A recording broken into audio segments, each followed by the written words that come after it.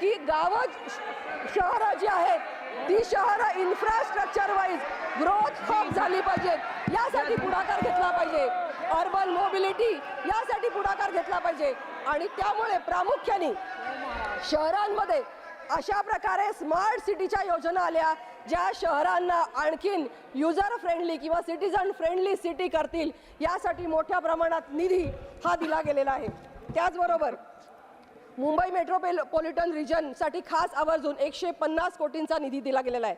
आवास योजनेच्या माध्यमातून 3 लाख घरांचे देशभरामध्ये उद्दिष्ट आहे, त्यासाठी 2 लाख कोटींची तरतूद सुद्धा करण्यात आलेली आहे. माझ्या महाराष्ट्रातल्या 13 लाख नागरिकांनी याचा लाभ घेतला आहे, मला आवर्जून सांगावं असं वाटतं. मुद्रा लोनच्या माध्यमातून अनेक जण लाभ घेतात, त्याच्यामध्ये महिलांची संख्या खूप जास्ती आहे. बऱ्याच वेळेला असं व्हायचं की ज्यांना जे स्टार्टअप्स आहेत किंवा उद्योजक आहेत त्यांच्यासाठी 5 लाख 10 लाखाचा निधी कमी पडायचा. मी अभिनंदन करते आणि आभार व्यक्त करते त्या उद्यमी लोकांच्या वतीने की 10 लाखाच्या निधीची मर्यादा ओलांडून 20 लाख केलेली आहे. त्यामुळे आता पुढच्या काळामध्ये अनेक जणांना त्याचा लाभ मिळेल. देशामध्ये 500 नवीन कंपन्या आपली इन्व्हेस्टमेंट करतायत आणि त्याच्यातल्या जास्तीत जास्त कंपन्या माझ्या महाराष्ट्रात आहेत, याचा मला अभिमान आहे. आणि त्यामुळे रोजगाराची मोठ्या प्रमाणात निर्मिती ही होऊ शकणार आहे. अनेक युवकांना इंटर्नशिपचे कार्यक्रम राबवले जात आहेत. मला अभिनंदन करावं असं वाटतं आणि आभार व्यक्त करावे असं वाटतात माननीय वित्तमंत्री महोदयांचे की कधीही नव्हे ते अशी एक योजना युवकांसाठी राबवली आहे की ज्या ठिकाणी युवकांना प्रशिक्षणही दिलं जाईल, मानधनही दिलं जाईल आणि अनुभवाचं सर्टिफिकेट दिलं जाईल. Speak on the union budget assembly की बात है, यहाँ पे यूनियन बजट नहीं है, ये यूनियन बजट है, ये यूनियन बजट है. आप सुन लीजिए, आप देख लीजिए. Praful ji please be seated. Praful ji please be seated. Please be seated. Yes please. महाराष्ट्रातील 262 speak in the assembly. We are in the Rajya Sabha. प्रकल्प हे स्मार्ट सिटीसाठी राबवले गेलेले आहेत. There is a point of order. Rahul ji, I'm on the chair. I can take that call. 11,000 कोटी रुपयांचा खर्च करून I need protection. Please be seated. Please be seated. I've been listening to you. I've heard you. I've heard you. Please be seated. I heard you. I've heard you. Please be seated. I'm on the chair. You cannot disrespect the chair. Please be seated. Mr. Patel, please be seated. You have a point of order. What point of order? What under what rule?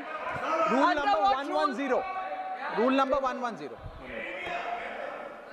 What's the 110. Yes. Scope of the debate. The discussion on a motion that the bill be passed shall be confined to the submissions of arguments either in support of the bill or for rejection of the bill. In making his speech, a member shall not refer to the details of the bill further than what is necessary for the purpose of its arguments, which shall be of a general character. Okay, all right. The honourable member has gone overboard, is speaking on everything except the budget. You continue your speech. You continue your speech. Thank you. Smart सिटीच्या माध्यमातून He has given his point of order. I'm asking you to continue your speech, but you will stick to the budget. मी बजेटवरच बोलते. I am talking about the budget only. I am talking about Maharashtra budget, which Maharashtra has received. I am talking about that only. महाराष्ट्रामधल्या अनेक शहरांना smart सिटीच्या माध्यमातून 11,407 कोटी रुपयांचा निधी मिळाला. Your own colleague's speech. Please. Can you please be seated? Can you please be seated? You all are disturbing Hameen's speech. माध्यमातून Please be seated. You don't want to sit? You don't want to sit, Mr. Patel? So please don't. You can leave. Dr. Kulkarni, please continue your speech. Dr. Kulkarni. Rental हाउसिंगच्या सरकार के माध्यम से हुआ है और आगे कुछ करने की कोशिश वहां पे करनी चाहिए, उसमें दो राय नहीं है. There is no dispute in that. Bharat कृषी प्रधान देश आहे. जगाच्या पाठीवरती निर्यात करणारा मोजक्या देशांच्या मध्ये आज माझा भारत देश त्या ठिकाणी आहे. आणि म्हणूनच चढत्या क्रमाने जर का आम्हाला अर्थव्यवस्था वाढवायची असेल, या देशातल्या या संबंध शेतकरी किसान उत्पादक किसानांना सुद्धा न्याय देण्याची प्रक्रिया पुढच्या कालावधीमध्ये केली गेली पाहिजे. अनेक गोष्टी आहेत की ज्याच्यातून आज आपल्याला अनेक गोष्टी कराव्या लागतात. आरक्षणाच्या प्रश्नाच्यामुळे महाराष्ट्रामध्ये काही व्यक्ती काही प्रवृत्ती जाणीवपूर्वक खतपाणी घालत महाराष्ट्राच्या शाहू फुले आंबेडकरांच्या सामाजिक समतेला धक्का देण्याचा प्रयत्न त्या ठिकाणी करताय. मला विनंती आहे या माध्यमातून सुद्धा की सुवर्ण महाराष्ट्र या देशाच्या पाठीवरती एक दिशादेशक म्हणून या महाराष्ट्रांची काय यशस्वीपणाने वाटचाल केलेली आहे, ती वाटचाल पुढच्या कालावधीमध्ये त्याच पद्धतीने आम्हाला गतिमान ठेवायची असेल तर एनडीएच्या सरकारशिवाय आम्हाला झुकतं माप त्या ठिकाणी मिळू शकत नाही. आम्हाला विश्वास आहे की महाराष्ट्रामध्ये आज महायुतीच्या सरकारच्या माध्यमातून जी महाराष्ट्राची मुख्यमंत्री लाडकी बहीण योजना त्या ठिकाणी करण्यात आलेली आहे, ज्याच्या माध्यमातून महाराष्ट्रामध्ये पुन्हा एकदा देशातल्या या एनडीएच्या सरकारच्या माध्यमातून अधिकाधिक योगदान मिळत पुन्हा एकदा ऑक्टोबर येणाऱ्या निवडणुकीमध्ये महाराष्ट्रामध्ये महायुतीचं सरकार येईल याच्यात माझ्या मनामध्ये ती मात्र सरकारचं काही कारण नाही. पण त्याच्यामुळेच महाराष्ट्र द्रोह असा विचार मनामध्ये काहीतरी वेगळ्या पद्धतीने केलं जात आहे, असा आभास निर्माण करण्याचा जो काही प्रयत्न केला जातो आहे तो अत्यंत चुकीचा आहे असं मला या ठिकाणी यानिमित्त सांगायचं आहे. आज महाराष्ट्रातला एक खासदार या नात्याने या सरकारला माझी नम्रतेची विनंती आहे की स्वर्गीय चव्हाण साहेबांनी सुसंस्कृत महाराष्ट्र घडवल्या, त्या चव्हाण साहेबांना सुद्धा भारतरत्न त्या ठिकाणी देऊन त्यांचा यथोचित गौरव, महाराष्ट्राचा यथोचित गौरव या सरकारने करावा अशी माझी विनंती या ठिकाणी आहे. महाराष्ट्राचे मुख्यमंत्री बॅरिस्टर अंतुले यांना सुद्धा पद्मश्रीचा पुरस्कार त्या ठिकाणी देऊन त्यांनी केलेल्या कार्याचा गौरव सुद्धा त्या ठिकाणी व्हावा अशापैकी विनंती त्या ठिकाणी माझी मनापासूनची करायची. महाराष्ट्राच्या मराठी भाषेला मी आज मराठी या ठिकाणी का बोलतोय, मला इंग्रजी बोलता येत असल्यानं नाही भाग, मी हिंदीमध्ये सुद्धा बोलू शकतो, इंग्रजीमध्ये सुद्धा बोलू शकतो. पण तुम्ही एक प्रतिज्ञा केली, जोपर्यंत मराठी भाषेला अभिजात भाषेचा दर्जा मिळत नाही तोपर्यंत मी माझ्या माय मराठी भाषेतच त्या ठिकाणी भाषण करणार आहे. संत श्रेष्ठ ज्ञानेश्वर माऊलीने माझ्या मराठीची बोलू कौतुके परी अमृतातही पैजासी जिंके ऐशी अक्षरे रसिके मेळवीन संत ज्ञानेश्वर महाराजांनी, संत तुकोबारायांनी संत साहित्याच्या माध्यमातून महाराष्ट्र अतिशय आध्यात्मिक विचारसरणीच्या माध्यमातून घडवला. त्या महाराष्ट्राला गतिमान करण्याच्या दृष्टीकोनातून या केंद्र सरकारच्या माध्यमातून या अर्थसंकल्पात सुद्धा झुकतं माप दिलेलं आहे. कोणाच्या मनामध्ये ती मात्र शंकाचं काही कारण आहे. पण जसं संविधानाच्या नावाने तुम्ही नॅरेटिव्ह सेट केलं तसं आज महाराष्ट्राच्या निवडणुका नजरेसमोर ठेवत भारत सरकारने महाराष्ट्रावरती अन्याय केला आहे असा आभास निर्माण करण्याचा तुम्ही जो प्रयत्न करताय, माझ्या महाराष्ट्रातली 13 कोटी जनता निर्विवादपणाने तुम्हाला झुलकावून राहील. नरेंद्र मोदींच्या नेतृत्वाखाली यशस्वीपणाने वाटचाल करण्यासाठी तिसऱ्यांदा ज्यावेळेला 140 कोटी जनतेने स्पष्टपणाचा कौल ज्यावेळेला त्या ठिकाणी दिलेला आहे, अरविंदजी हे पदकवीर जेवढे तुम्ही मला दाखवतात, यांच्या राज्याला जेवढा निधी दिला आहे तेवढा निधी महाराष्ट्राला वाढवण बंधनाला दिला. तुम्ही आता विरोध करण्याचं सोडा आणि महाराष्ट्रातल्या 10 लाख जनतेला वाढवणचं बंधन वर्गाची तुमच्याकडे आहे हे मला दाखवतात. 2च पदकवीर आहेत, म्हणजे कोण तर चंद्रबाबू नायडू आणि बिहारचे मुख्यमंत्री नितीश कुमार नाही, तिसरे पण आहेत एकनाथराव शिंदे, देवेंद्र फडणवीस, अजितदादा सुद्धा आहेत. न मागता या सरकारने 78,000 कोटी रुपयाचं वाढवणचं बंधन दिलं, त्याला विरोध करण्याचं पाप तुम्ही करू नका. 10 लाख तरुणांना रोजगार देण्याचा क्रांतिकारी प्रकल्प ज्या परिसरामध्ये होतो आहे तो इंडियाच्या 3ऱ्या कालखंडामध्ये होतो आहे. याचा महाराष्ट्रातला खासदार म्हणून आम्हाला अभिमान आहे आणि महाराष्ट्रातल्या 12 कोटी जनता या नेतृत्वावरती शिक्कामोर्तब करत, निर्मलाजी तुम्ही जो अर्थसंकल्प या ठिकाणी मांडलात, महिलांच्यासाठी तुम्ही ज्या काही योजना दिल्यात, माझं महाराष्ट्राचं सरकार त्या योजना राबवण्याच्या दृष्टिकोनातून सक्षमपणाने त्या ठिकाणी काम करत राहील एवढा विश्वास या ठिकाणी व्यक्त करतो. त्यांनी मांडलेल्या अर्थसंकल्पाचं अंतःकरणापासून महाराष्ट्रातला एक मराठी खासदार नात्याने स्वागत करत असताना ज्या काही योजना त्यांनी दिल्या त्या योजनांना विरोध करण्याचं पाप महाविकास आघाडी न करता इंडियाच्या पाठीमागे महाराष्ट्रातली 12 कोटी जनता जी का उभे राहून आज नरेंद्र मोदींच्या नेतृत्वाखाली जी काय विकास पाहते आहे त्या विकासाला गतिमान करण्यासाठी आपल्या सर्वांचा आशीर्वादाचं पाठबळ त्या ठिकाणी राहू द्या. मी पुन्हा एकदा सांगतो, I am the only one, फक्त एकटाच मी या ठिकाणी खासदार आहे. तरी आज ट्रेझरी बेंचच्या वतीने मला या ठिकाणी बोलण्याची संधी दिली. टॉरिंग पर्सनॅलिटी, उंचीच्या पर्सनॅलिटी कशा असू शकतात हे भारतीय जनता पक्षाने या ठिकाणी दाखवलं. हे सुद्धा मला आवर्जून या ठिकाणी सांगायचं आहे. तुमचे आभार आणि पुन्हा एकदा या माध्यमातून देश गतिमान करण्याचं काम आपण करूया अशी विनंती करतो आणि थांबतो. जय हिंद, जय महाराष्ट्र. माननीय सदस्य Shri Shaukat Rai ji. Madam, I rise to speak on the budget. Good that the finance minister is here. Yesterday, Abhishek Banerjee from our party, has enunciated all the objections we have to the budget, particularly with regard to the dues to West Bengal on the account of MGNREGA and Indira Awas Yojana. The government has always been strangely silent on these demands of West Bengal. I again reiterate the same. This has proved to be the most divisive budget in recent times, because a budget is supposed to present the future plans of the government. But this is a budget which is called AB budget, Andhra Bihar budget. They have allotted 59,000 crores to Bihar, 15,000 crores to Andhra Pradesh for a new capital. At least 3 Congress chief ministers, 1 Punjab chief minister, Tamil Nadu chief minister has opposed the budget, and of course our West Bengal chief minister has called this budget an exercise to save the government, and she also said that the budget gave 0 to West Bengal. Now, Madam, I want to say Please, that this budget, don't disturb. Kerala Chief Minister has also opposed the budget, right? Madam, this budget speech, I read it very carefully several times. It's a copy and paste job. They have taken, Congress has already complained that it is taken from their Nyaya Patra. I have seen that you look at 26 education loans. It is the exact program given by West Bengal government for students. Exact, same 10 lakhs. You are not even original. I do not expect the finance minister to be like Dr. Manmohan Singh.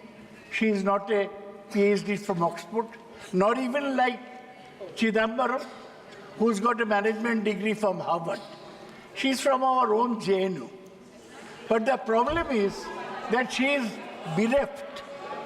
She is bereft of new ideas, which is why this budget reads very dull. And then you realize that all the notes in the budget, they have come from the PMO. Whatever PMO has said, she has no original idea. She has put it in the budget, in the copy and paste type. Now, this year, the budget, the finance minister vowed to spend 2 lakh crores over 5 years on 5 schemes, which are part of what she called the Prime Minister's package, aimed at spurring jobs and imparting skills to 4.1 crore youth.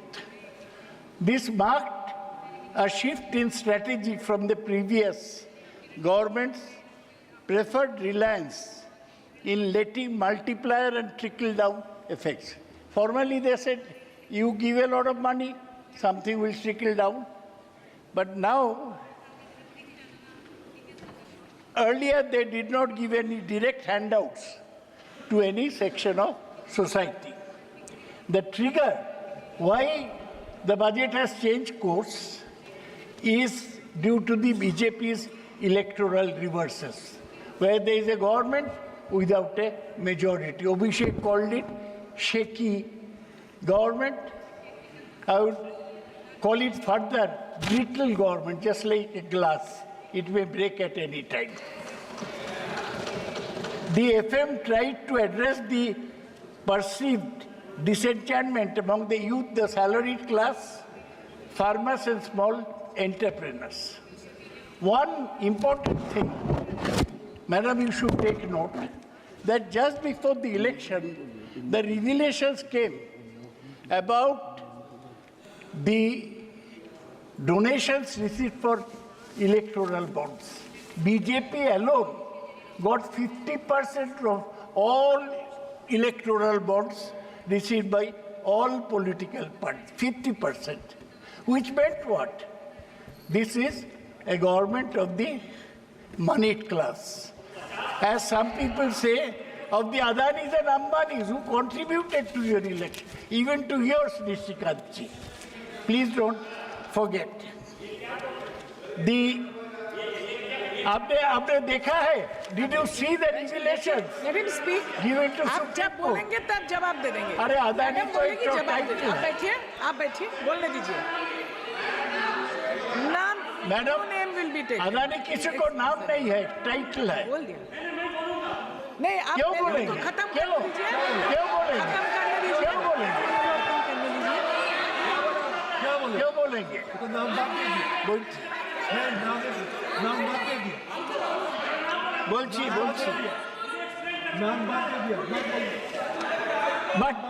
But in spite of all this, the stock market has reacted badly.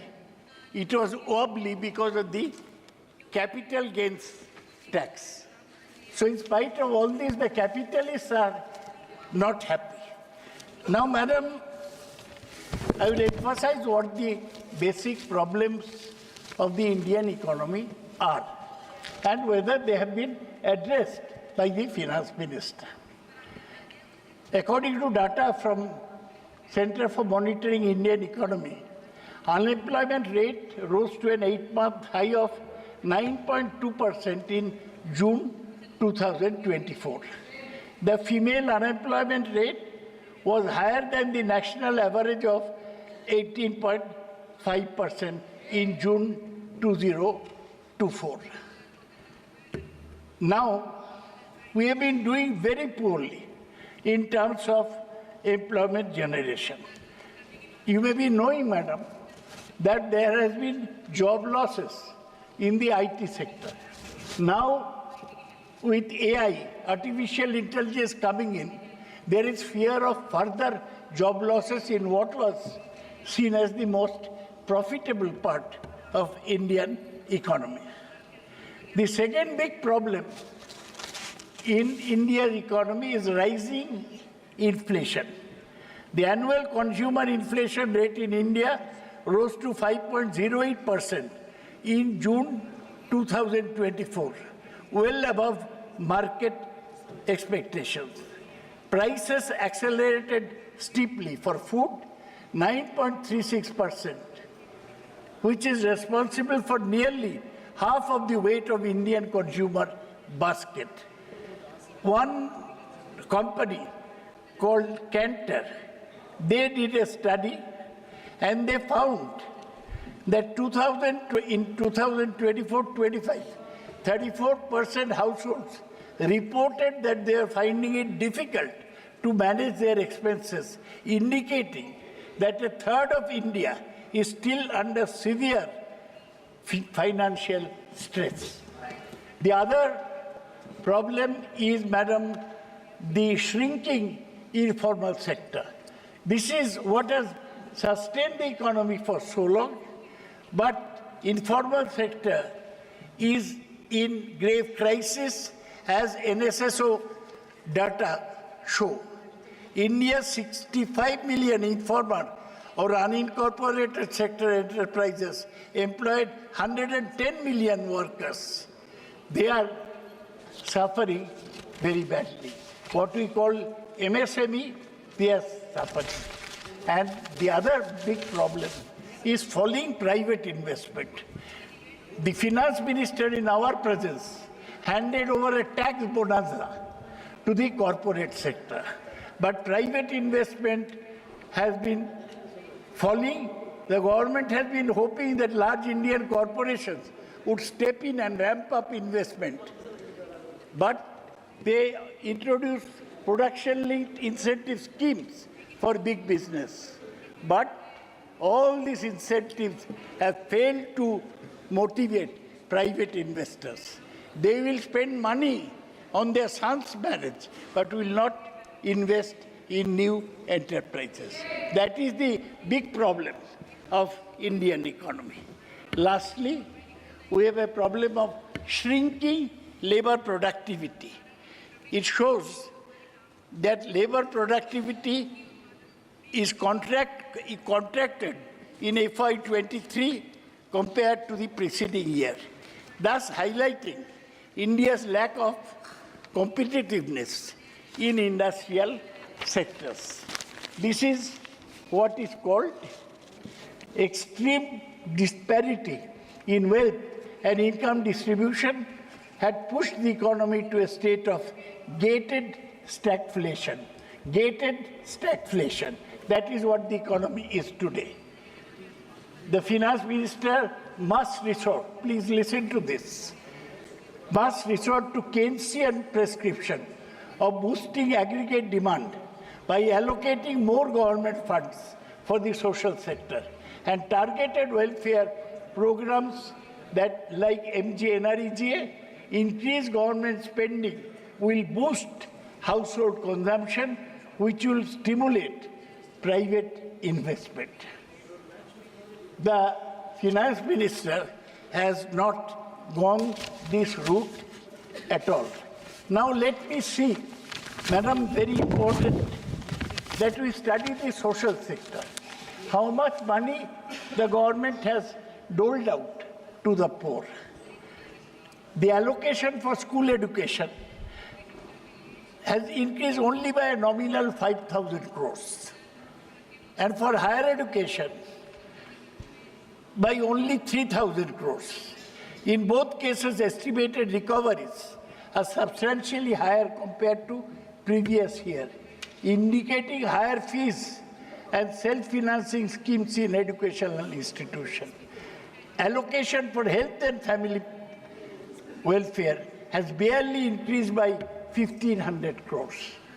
So health and education, this, as Dr. Amartya Sen is fond of saying, are the foundations of economy.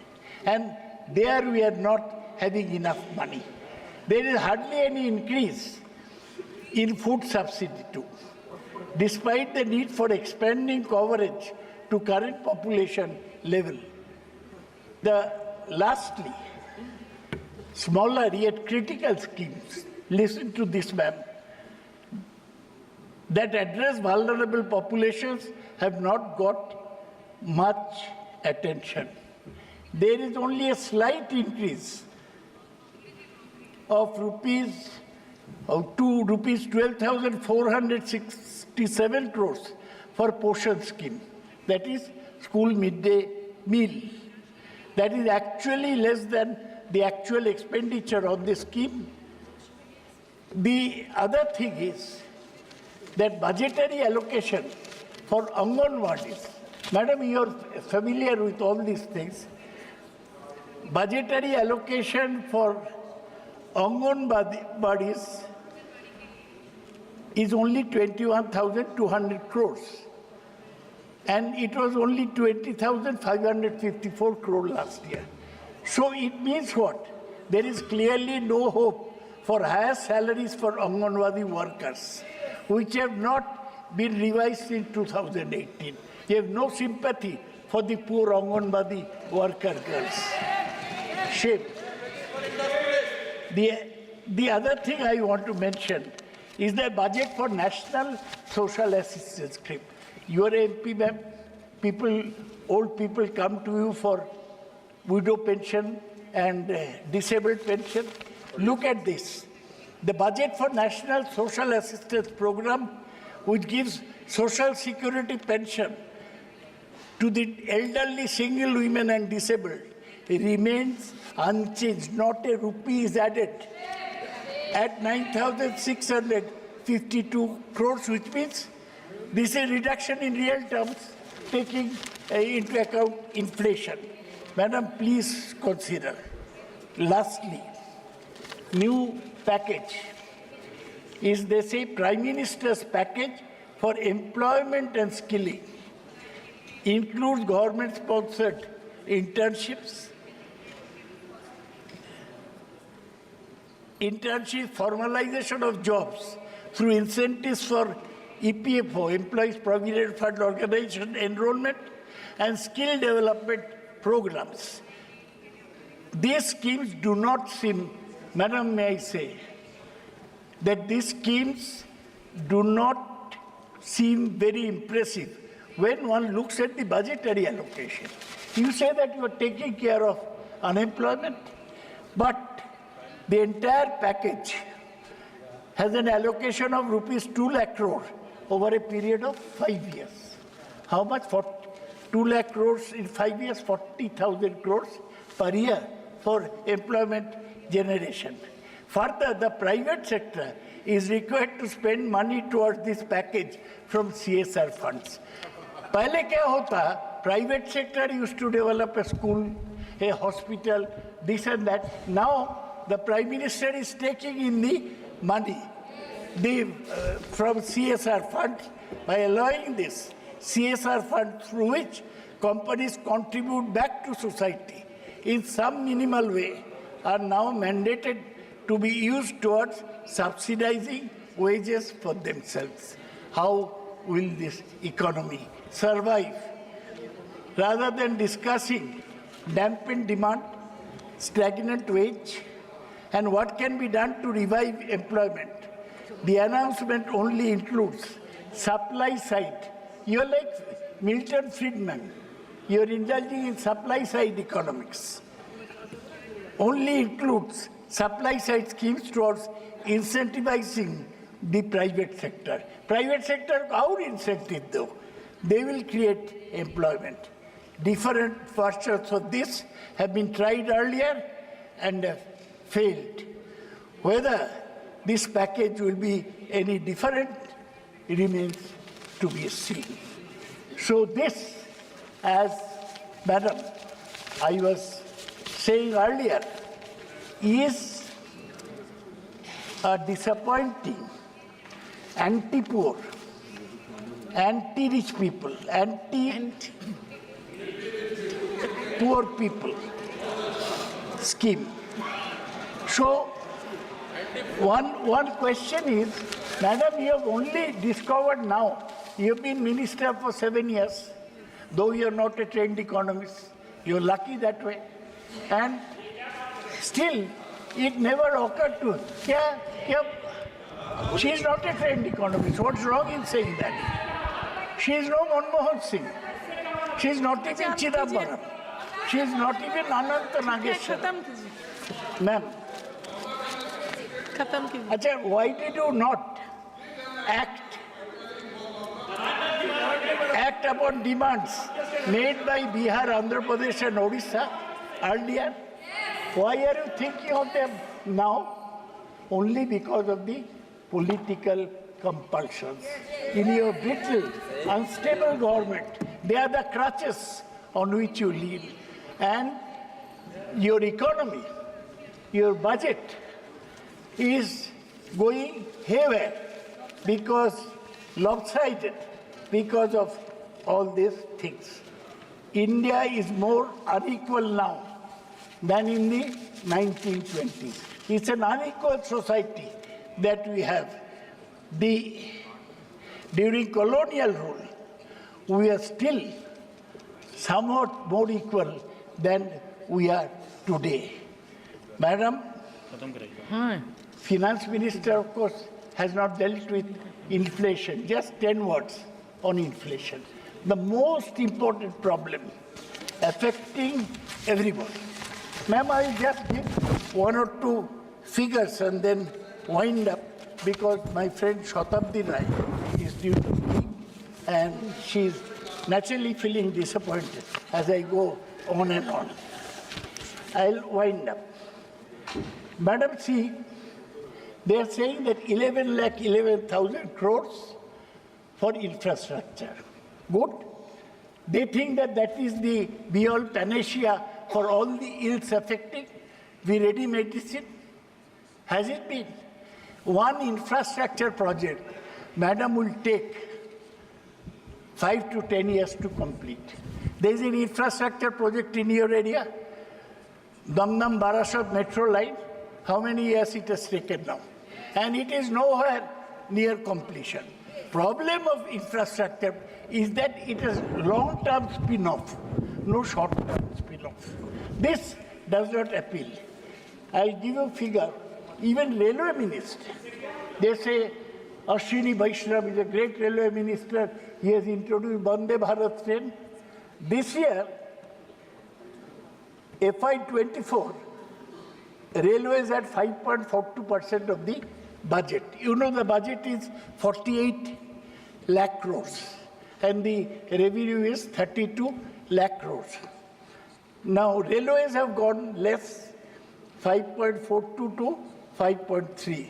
Aviation, young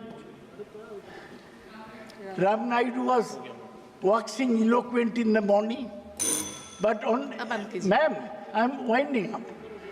Even on aviation, the allocation is 0.05%, 0.05% of the budget.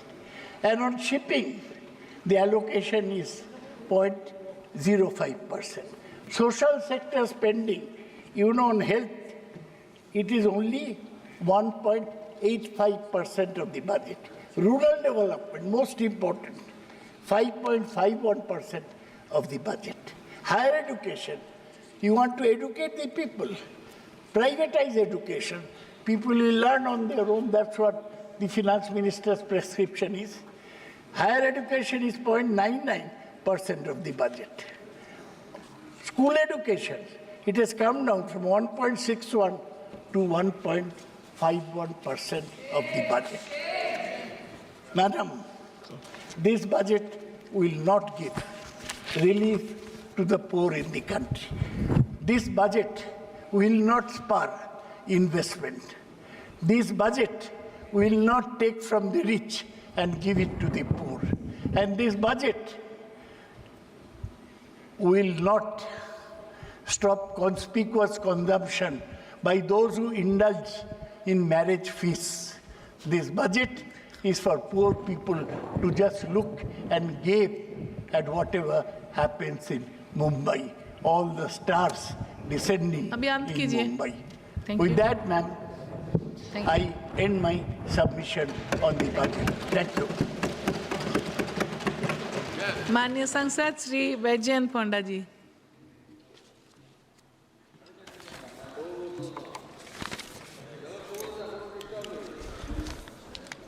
Madam Chairperson, as I rise to speak in support of the budget, I seek your indulgence. From the turn of the century, for almost 2 decades, I had the opportunity and I was privileged to speak many times on the budget in both the August houses. But I have been away for a while, for about 5.5 years, and now back as a member of this House, it is my great privilege to speak on this most important budget, but it is almost akin to a maiden speech. Madam, I compliment Honorable Finance Minister Nirmala Sitharaman ji on this historic budget. Historic because not only is it her 6th successive budget, I stand corrected, 7th successive budget, but the first one in the historic 3rd consecutive term headed by Prime Minister Narendra Modi. Madam, I wish to put this budget in the context of what has happened in the last 10 years. I will speak on the budget, but this context is important, Madam, because we have just a few minutes ago heard a pining for the colonial era.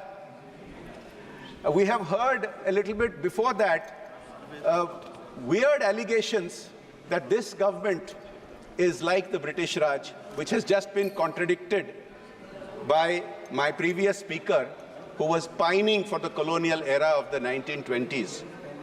Madam, there are terms to describe this kind of an attitude, but I will remain parliamentary. And so the parliamentary term for it in social sciences is referred to as a westernized Oriental gentleman, a wog.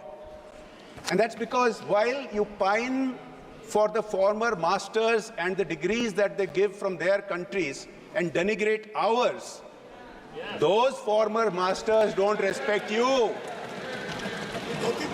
Those former masters don't respect you. They refer to you, when they are charitable, as wogs.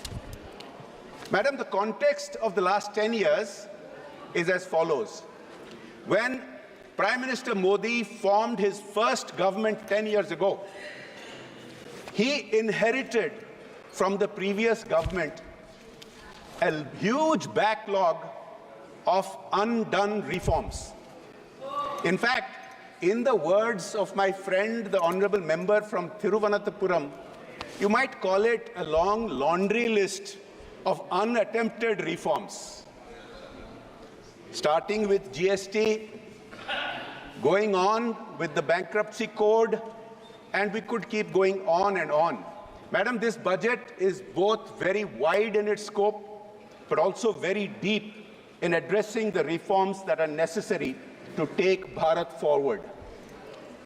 Madam, for the last 5 years from outside this House, I have admired Nirmala Sitharaman ji's previous budgets when, during the second Modi government, she consolidated on the deep fiscal reforms that were initiated in the first Modi government by my friend, the late Arun Jaitley. In the second term, during Nirmala ji's budgets being presented, India consistently remained the fastest growing large economy in the world.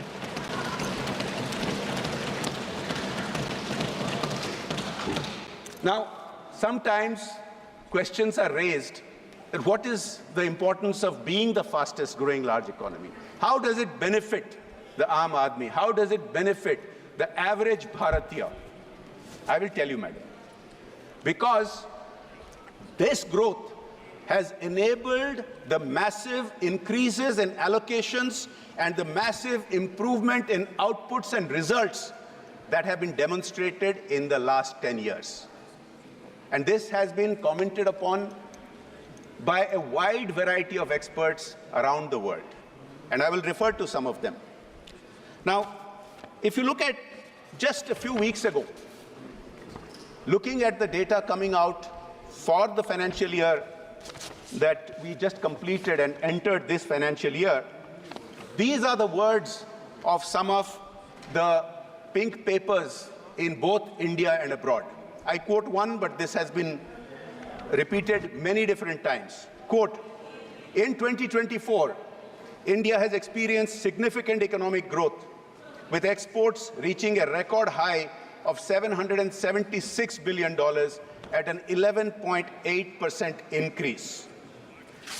The unemployment rate has dropped to a record low of 3.1%, and business activity and job creation are at an 18-year high, reflecting a robust economy. Now, madam, some of my friends in the opposition branches get a little triggered when we cite some of these statistics. So I'll have to issue a trigger warning.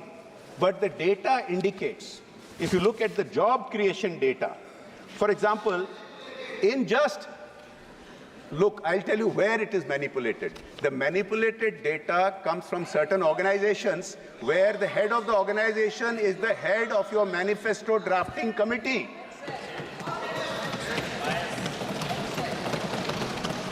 When you cite organizations where the head of that organization is the head of your manifesto drafting committee, that is biased.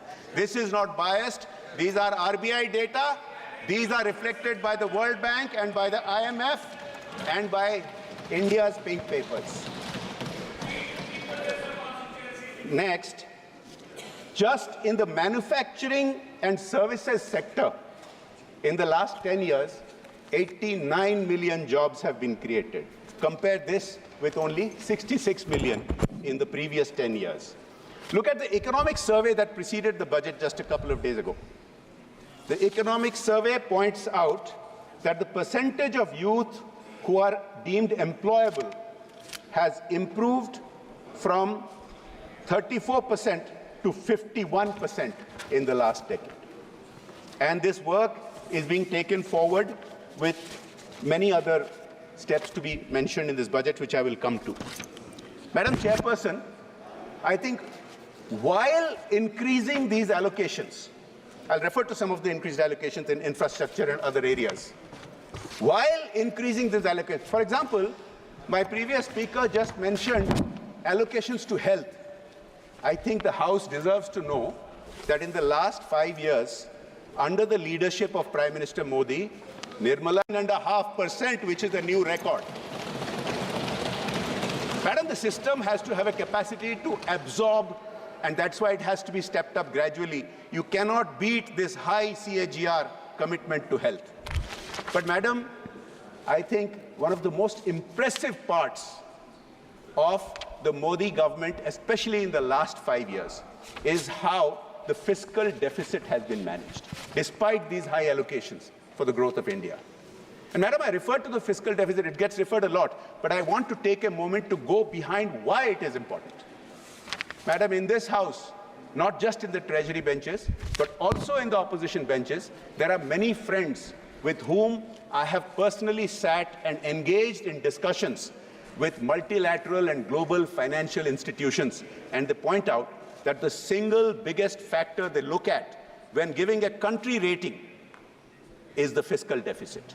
And that is what impacts inflation, that is what impacts our exchange rate, to what some of our friends have been referring to.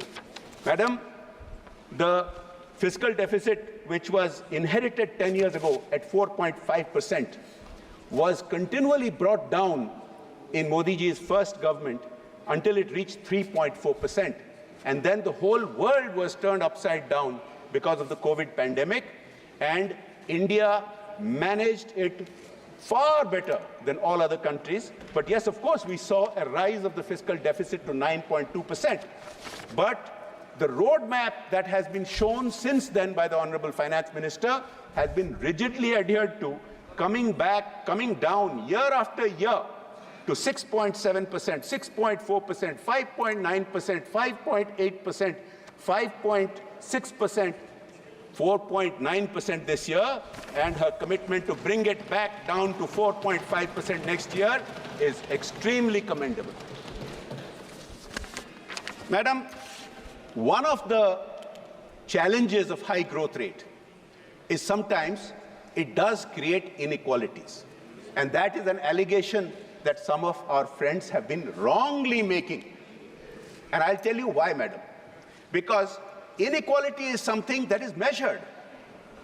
There is something called the Gini index, which measures inequality in a society across all countries.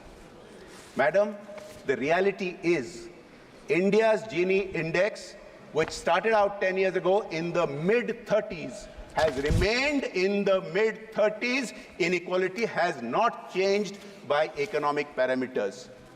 And Madam, why this is particularly impressive? Gini index, why? Just look it up. It's very simple. You can Google it. Now,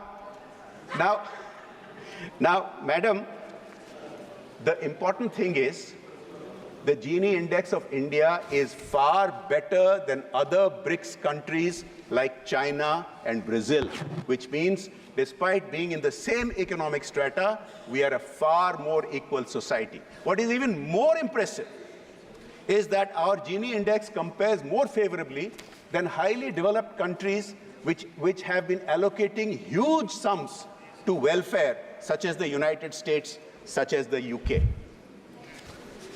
Madam, the reason that our Gini index has been so impressive is because of the allocations and the outputs and the results of many of the aspects of the last 10 budgets, and particularly this historic budget. Let me give you an example, ma'am. The Pradhan Mantri Awas Yojana. Because to maintain equality in a society, if you provide roti, kapda and makan, that is what helps maintain equality. Pradhan Mantri Awas Yojana, madam, just a comparison. in the years before the last 10 years, there were schemes like the JNNURM and the Rajiv Awas Yojana, which sanctioned a total of less than 13.5 lakh houses. By comparison, since 2015, the Pradhan Mantri Awas Yojana has sanctioned 42 million houses, and this year, 30 million more houses are going to get built. Take, for example, ma'am, the Jal Jeevan Mission, another very key aspect of the various budgets of the Modi governments 1, 2, and 3, especially in the last few years. Ma'am, take a look at this. I'll give you the statistics. The Jal Jeevan Mission, just a few days ago, please have the patience to listen. Please have the patience to listen. The Jal Jeevan Mission.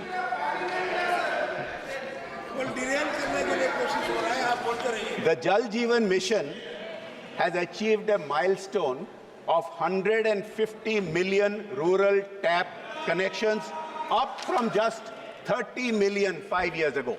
5 times growth in just 5 years. This translates to 2.28 lakh villages and 190 districts achieving the Har Ghar Jal milestone. Similarly, Ayushman Bharat, which provides health coverage to hundreds of millions of Indians, the world's largest such program, again this year has got 7,300 crores allocation to take it forward. Madam, there have been some comments on this historic budget's focus on Purvodaya. I think it is important to discuss this. Now, the Prime Minister is on record as having a deep commitment to the Northeast and the East, which he has repeatedly explained, that unless these previously neglected regions get developed, Bharat is not going to get developed. And that is why he has visited the Northeast a record number of times, more than all his predecessors. And the budgets that have been allocated for the East and Northeast have been witness to this transformation. Now, I will come to the point where you might really want to get excited. So, madam, the East had been traditionally neglected by the center. But what is more tragic is that within the East, there was discrimination from one state to another, despite ministers from those eastern states having had a role in Delhi. Madam, more than 20 years ago, when I first spoke at a budget, in those days the railways budget was different, separate, I was myself shocked to find some of the statistics. Pani.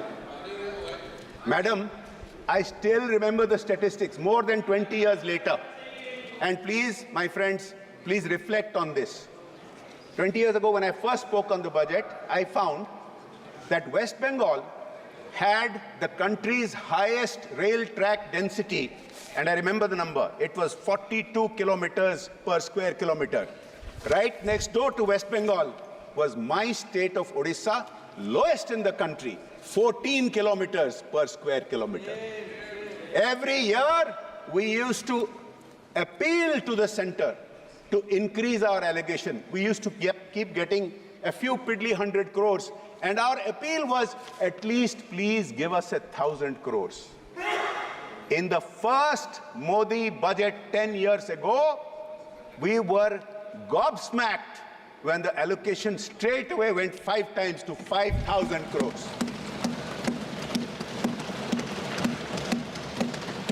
We did not then have a railway minister from Odisha. The Modi government does not believe that sabka saath, sabka vikas, sabka vishwas, sabka prayas is determined by proportionate representation, but it is for all India. Madam, this year, This year, I thank the Honorable Railways Minister. The Railways allocation for Odisha is 10,500 crores, go a long way towards bringing Odisha up to the national average and beyond. Madam, when we talk of Purvodaya, even West Bengal is included. Yes, there has been a lot of talk about Bihar and Andhra Pradesh. In Odisha, some of our friends from other parties in the other house created a ruckus because they wanted to know how much has been allocated, despite the Honorable Finance Minister specifically covering a wide array of investment opportunities. And just yesterday, from what has been presented in Parliament, it looks like our long-awaited coastal highway project, which is going into the DPR stage, is moving forward. And that is something like 2.5 times of what the Railways Minister has given us. This will be a total transformation for Odisha.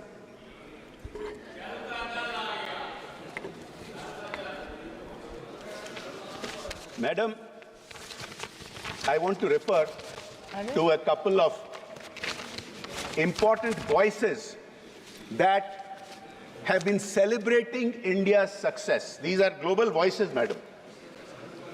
Madam, the World Bank, I'll come to another one first.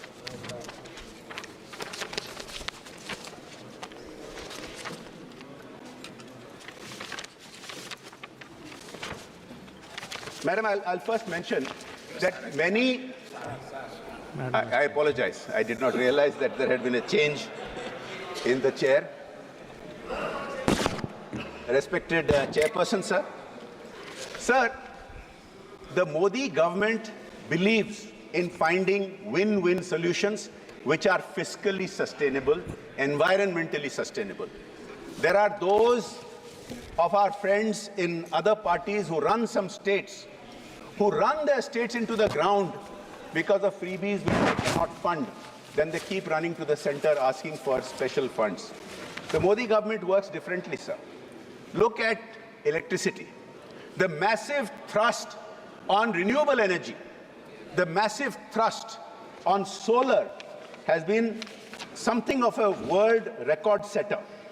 If you look at it, sir, 10 years ago, India inherited a total installed capacity of 2.6 gigawatts. It is something that is being cherished and celebrated around the world, that today this photovoltaic capacity, solar cell capacity installed is 85.5 gigawatts. Sir, please wind up in a minute, please. Sir, the PM Surya Ghar Muft Bijli Yojana is another such win-win solution. And it was important that the Honorable Finance Minister mentioned that more than 1.28 crore applications have been received for this, because this proves that this is a yojana which is getting uptake, which is getting enormous interest. And not only will these households get 300 units of free electricity, but the extra electricity that will be generated and sold from their rooftops goes into their accounts. This is something that is being, again, talked about a lot everywhere else.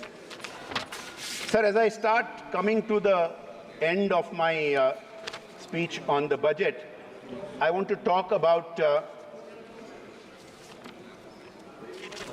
the digital transformation that has happened under the Modi government 1, 2, and 3, which is the talk of the world. Now, look at the startup environment. 10 years ago, we had a sum total of some 350 startups. This has grown 300 times in the last 10 years, and now India has more than 90,000 startups, third highest in the world, and these have been made possible by the various policies of the Modi government and the budgetary support for such development. Sir, the World Bank has made the following comment. I think it is worth mentioning. Quote, without the digital payment infrastructure such as Jan Dhan bank accounts, Aadhaar and mobile phones, the JAM trilogy, India may have taken 47 years to achieve the financial inclusion which it has achieved in only 6 years.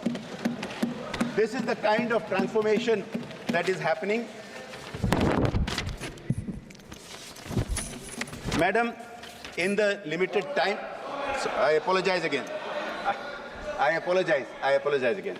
Sir, in the limited time available to me, I will not be able to go into each and every aspect of the budget, but suffice it to say that the thrust on infrastructure continues. And this is again the talk of the world. And this year's allocation of 11,000 crores continues that initiative, which is transforming India, creating jobs, and keeping us as the fastest growing economy. Please conclude, Sir. Yes, I'll just make this one last point and I will conclude. Sir, one of the most transformational infrastructure initiatives was started under the late Atal Bihari Vajpayee ji in the first NDA government, which was the Pradhan Mantri Gram Sadak Yojana scheme.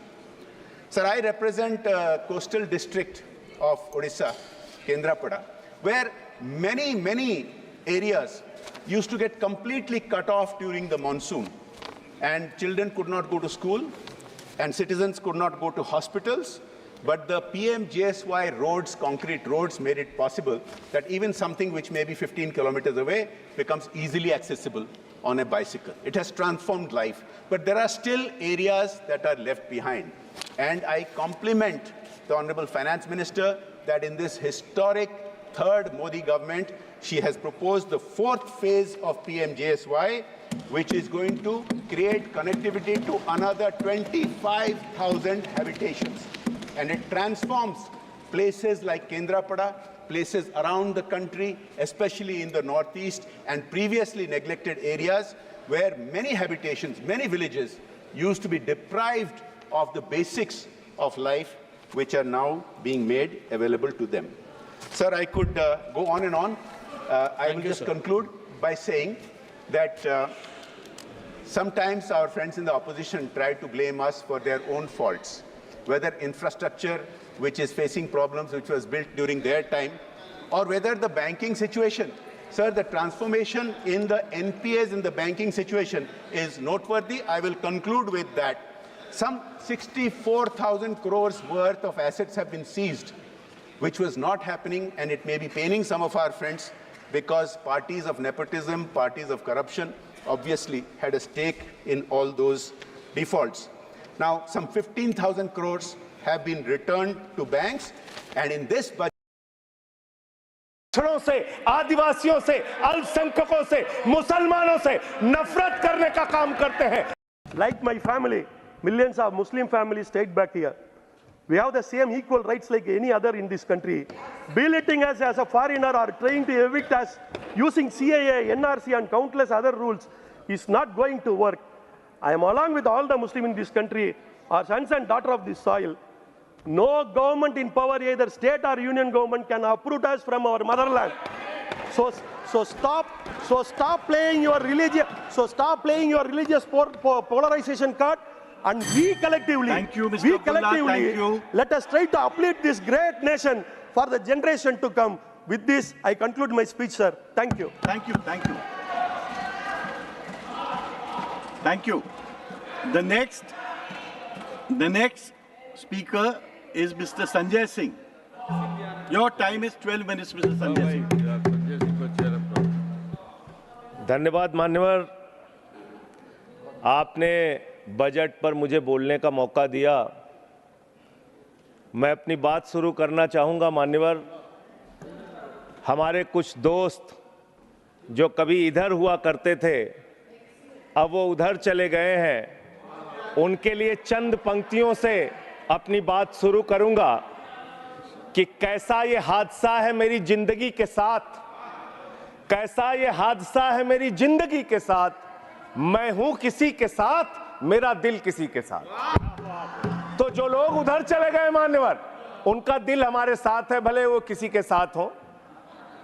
मान्यवर, इस budget का बहुत ढोल पीटा जा रहा है कि बड़ा क्रांतिकारी, बड़ा अच्छा बजट, बड़ा विकसित भारत का बजट है. ये बजट क्या है मान्यवर?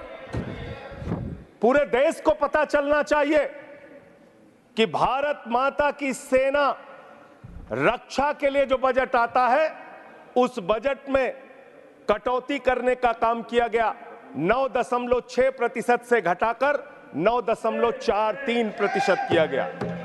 भारत का अन्नदाता किसान जो अपने खून पसीने से देश को चलाने का काम करता है मान्यवर, उसका बजट, कृषि का बजट 3.2% से 20% से घटाकर 3.15% किया गया।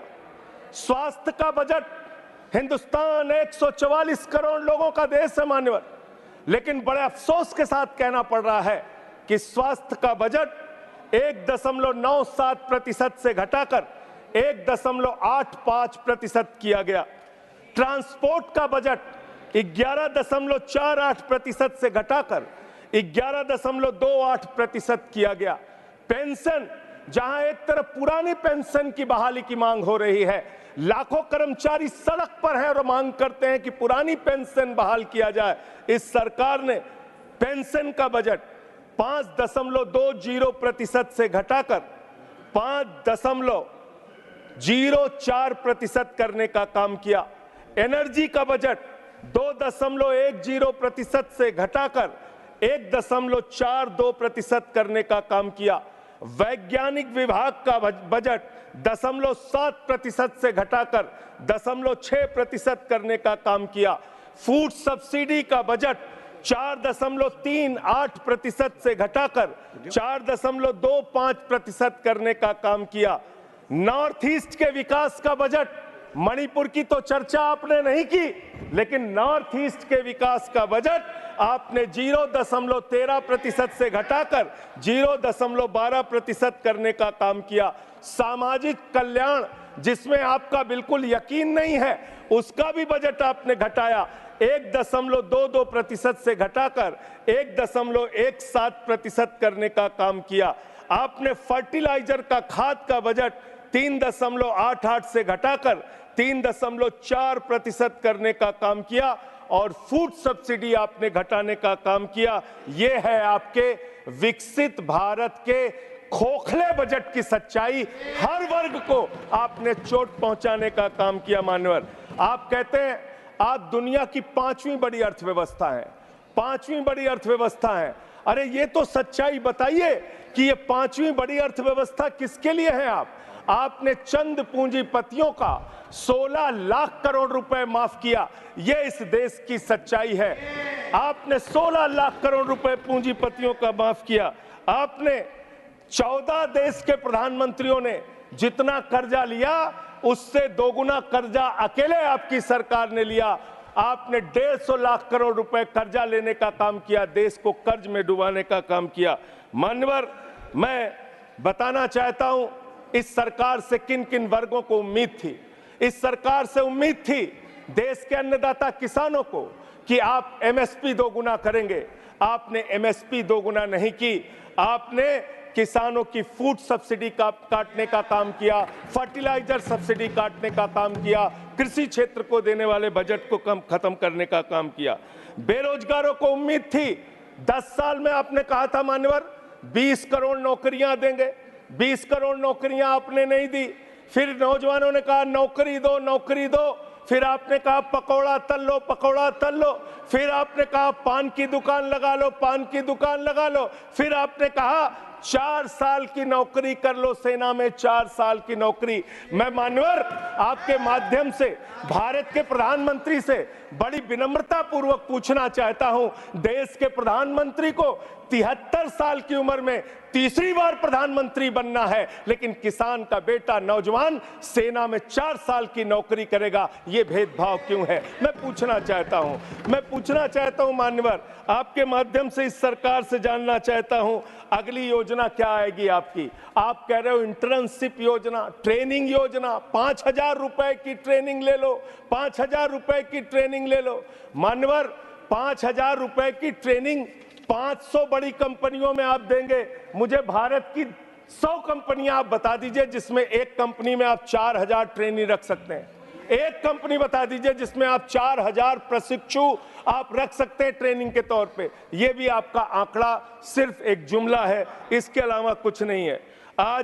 अब मुझे लगता है एक ही योजना बाकी रह गई है मान्यवर, वो योजना है कि हमारी भारत की सरकार, आदरणीय नरेंद्र मोदी जी की सरकार अगली योजना लेके आएगी कि इस देश के नौजवानों को मुफ्त में 5 करोड़ कटोरा बांटा जाएगा। भीख मांगो योजना, भीख मांगो योजना लाने का काम ये लोग करेंगे। मान्यवर, इस देश में आपने अर्थव्यवस्था को लेकर कहा पांचवी बड़ी अर्थव्यवस्था है। वो 5वीं बड़ी अर्थव्यवस्था का लाभ किसको मिल रहा है? आपके चंद पूंजीपति मित्रों को, जिसका 16 लाख करोड़ रुपए आपने माफ किया, जो हजारों करोड़ लूटकर हिंदुस्तान से चले गए। मान्यवर, मैं बड़ी विनम्रता पूर्वक कहना चाहता हूं, मित्रों बड़ी डिलीटेड जी, डिफिकल्टी। ठीक है सर। मान्यवर, मैं बड़ी विनम्रता पूर्वक आपके माध्यम से पूछना चाहता हूं, क्या इस देश की अर्थव्यवस्था में रेहड़ी पटरी वालों का कोई योगदान नहीं? जो 10 करोड़ रेहड़ी पटरी वाले पूरे देश में हैं, उनका कोई योगदान नहीं है क्या मान्यवर? वो भी सरकार को टैक्स भरते हैं। आपकी सरकार उनको भी फूटी आंख से देखना नहीं चाहती। आपने रेहड़ी पटरी वालों को कहा अपने नाम के आगे नेम प्लेट लगाओ, अपने नाम के आगे नेम प्लेट लगाओ। हिंदुओं की, मुसलमान, दलितों के पीछे आदिवासी हो, क्या हो ये बताओ। मैं पूछना चाहता हूं, आपके माध्यम से सरकार के कहना चाहता हूं, मान्यवर, अगर नेम प्लेट लगवाना है तो लगवाइए गले में नेम प्लेट। नीरव मोदी के गले में नेम प्लेट लगवाइए कि 20,000 करोड़ रुपए हिंदुस्तान का वो बाकी है। लगवाइए नेम प्लेट। 10,000 करोड़ रुपए विजय माल्या हिंदुस्तान का बाकी है। लगवाइए नेम प्लेट गले में ललित मोदी के कि 3,000 करोड़ रुपए हिंदुस्तान का लूट के भाग गया। लगवाइए नेम प्लेट मान्यवर। मैं कहना चाहता हूं नितिन संदेशरा के कि वो 6,000 करोड़ रुपए हिंदुस्तान का लूट के भाग गया। लगवाइए नेम प्लेट अडानी के कि 2.5 लाख करोड़ रुपए का कर्जा आपने एक आदमी को दे रखा है। लगवाइए नेम प्लेट उन पूंजीपतियों को जिन्होंने हिंदुस्तान की बैंकों को खाली करने का काम किया। मान्यवर, एक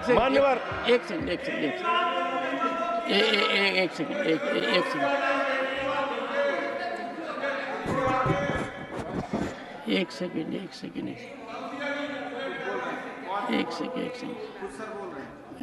Honorable member, and you are a senior person.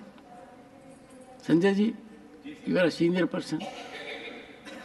धारा प्रवाह में आप काफी कुछ कह गए फिगर्स के बारे में, बाकी तो you can make your point, no difficulty about it. One second.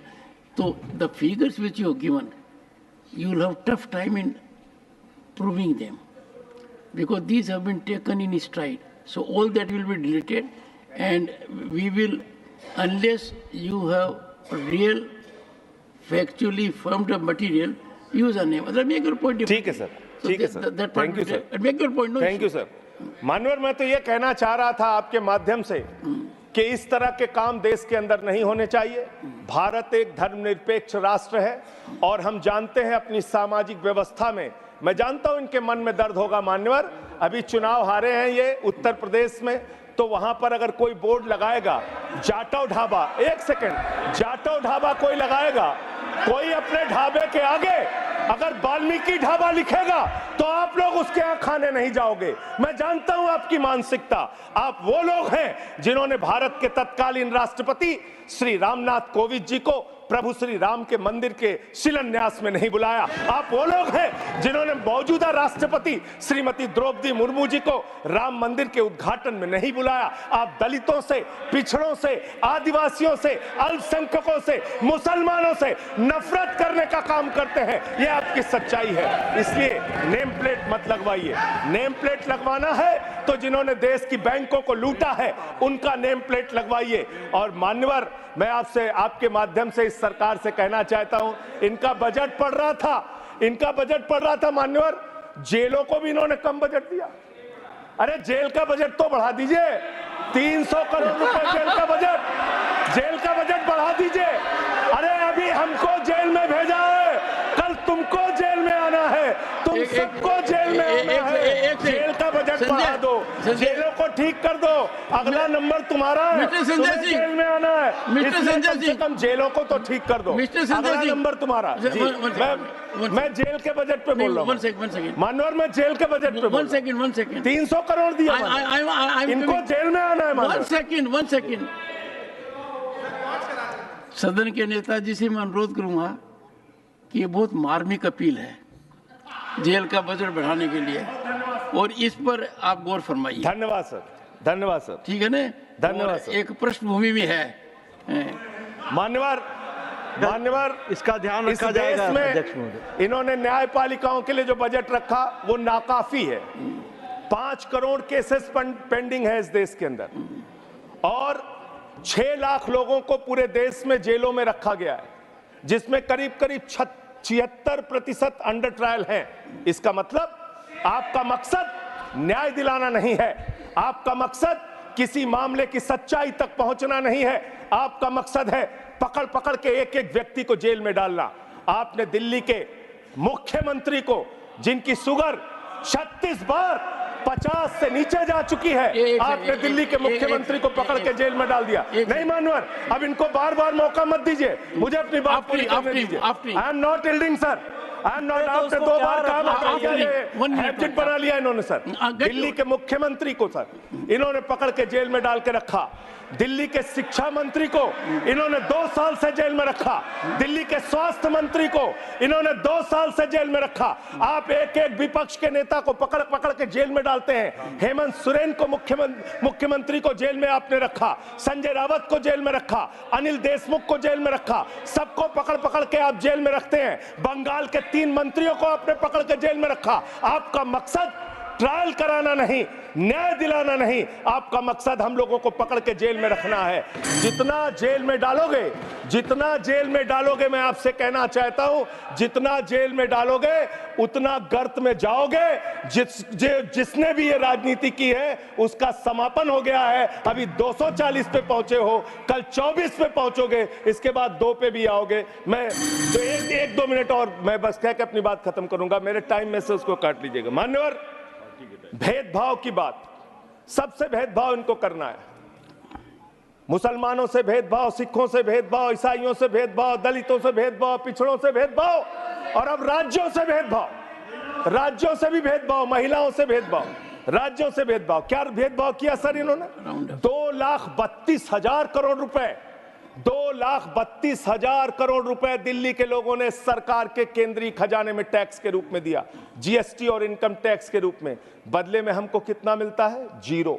9 साल से आप दिल्ली को बजट नहीं देते। पंजाब के लोग, बस मेरे में से काट लीजिएगा सर, 1-2 मिनट काट लीजिए, मेरी पार्टी के उसमें से काट लीजिएगा। पंजाब के लिए सर, पंजाब का किसान अपना खून पसीना बहा के खेत में गेहूं पैदा करता है, धान पैदा करता है।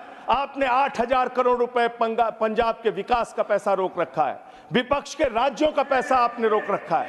ये भेदभाव क्यों कर रहे हैं आप क्यों कर रहे हैं? आप लिखते हैं राज्यों के विकास से देश का विकास है, ये आप राज्यों का विकास कर रहे हैं। एक एक करके टारगेट करके विपक्षी राज्यों के साथ आपने भेदभाव करने का काम किया। और अंत में कोई मुझे कह रहा था सारे बजट कम किए, शिक्षा के बजट को भी आपने कम कर दिया। मैंने इन लोगों से कहा शिक्षा से इनका कोई लेना देना नहीं है, शिक्षा से इनका कोई लेना देना नहीं। मान्यवर, क्यों लेना देना नहीं है? क्योंकि दिल्ली विश्वविद्यालय में मनुस्मृति पढ़ाने जा रहे हैं ये लोग। मनुस्मृति पढ़ाएंगे कि दलितों के, पिछड़ों के, जिनको आप शूद्र कहते हैं, अगर वो श्लोक सुन लेंगे तो उनके कान में पारा आप कैसे डालेंगे? ये पढ़ाई आप कराने जा रहे हैं दिल्ली विश्वविद्यालय में, ये पढ़ाई आप कराने जा रहे हैं। इसलिए मान्यवर, मैं आपसे यही कहना चाहता हूं, ये बजट हिंदुस्तान के किसान के खिलाफ है, ये बजट हिंदुस्तान के नौजवान के खिलाफ है, ये बजट हिंदुस्तान के व्यापारियों के खिलाफ है। ये बजट सिर्फ और सिर्फ मोदी जी के मित्रों के लिए बनाया गया है, मित्रों के लिए बनाया गया है, मित्रों के लिए बनाया गया है। The later part will not go on record. Honorable members, yes, honorable members, I am privileged and honored to be Chancellor of Delhi University. The honorable member has made some reflections. They are far distanced from reality. As Chancellor of Delhi University, one second. As Chancellor of Delhi University, I am updating myself every fortnight. And this university is rising in excellence. Therefore, the observations of the honorable member, perhaps you need to check up. If you check up, we'll check. Secondly,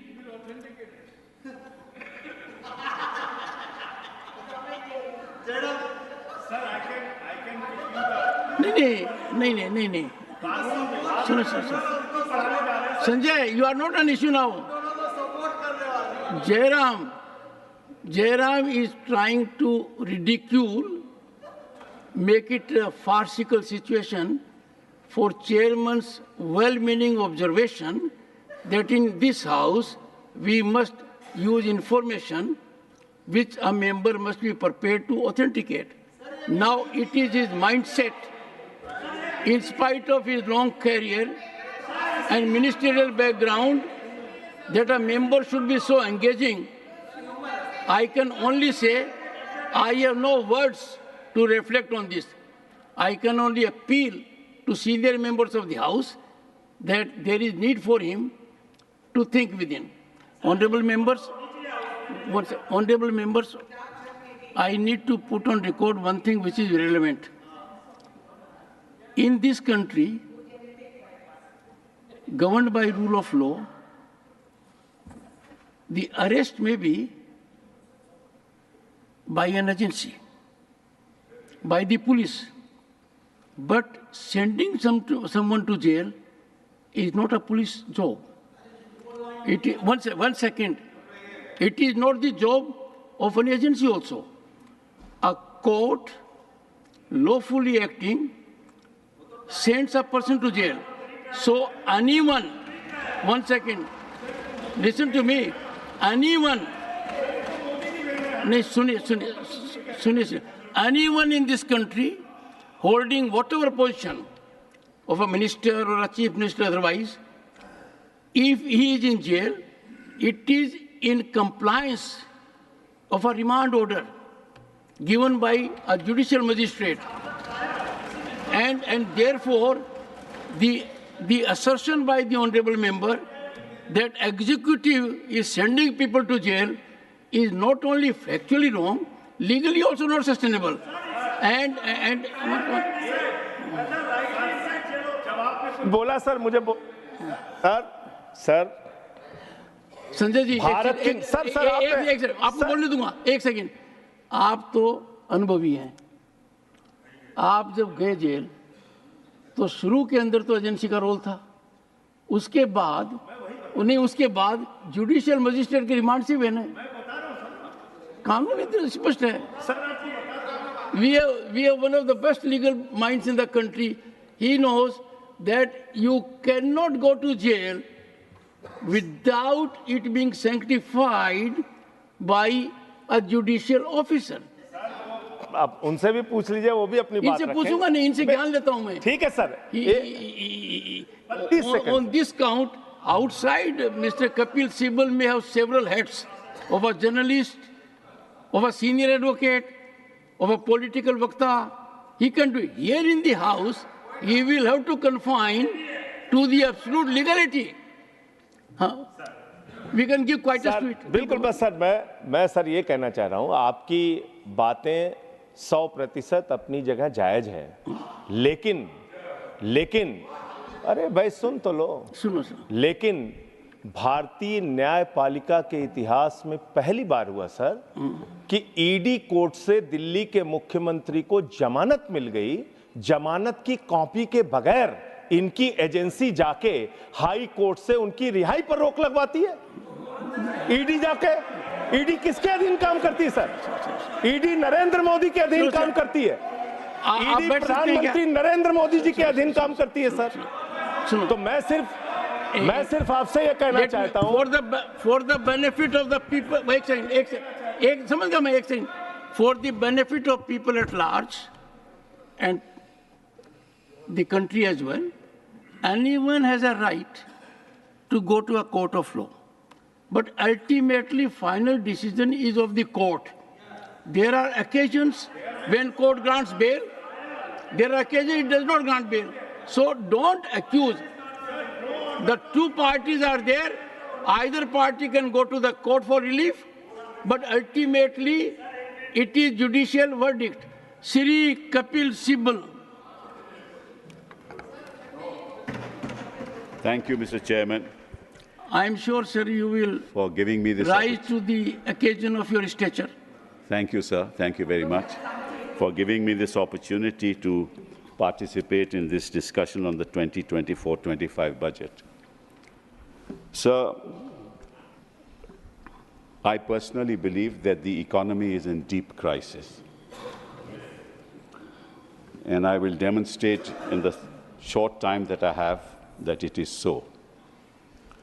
And I thought that when the first budget for the next term of this government was to be presented, it would give us a picture as where we are and where we should be.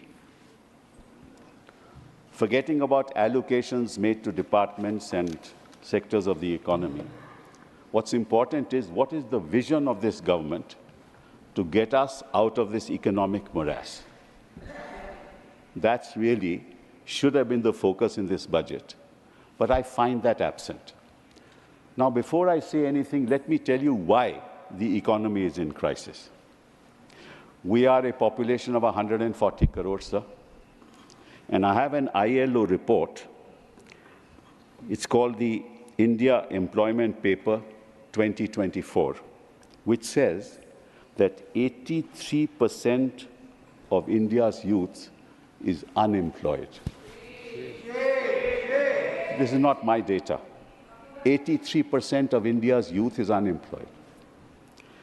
And in 2000, the employment was 35.2%. Unemployment was 35.2%. It increased in 2022 to 65.7%, and in 2024 to 83%. This is the state of unemployment in our country. Now, how will you deal with that? Now, unemployment is not something that happens suddenly.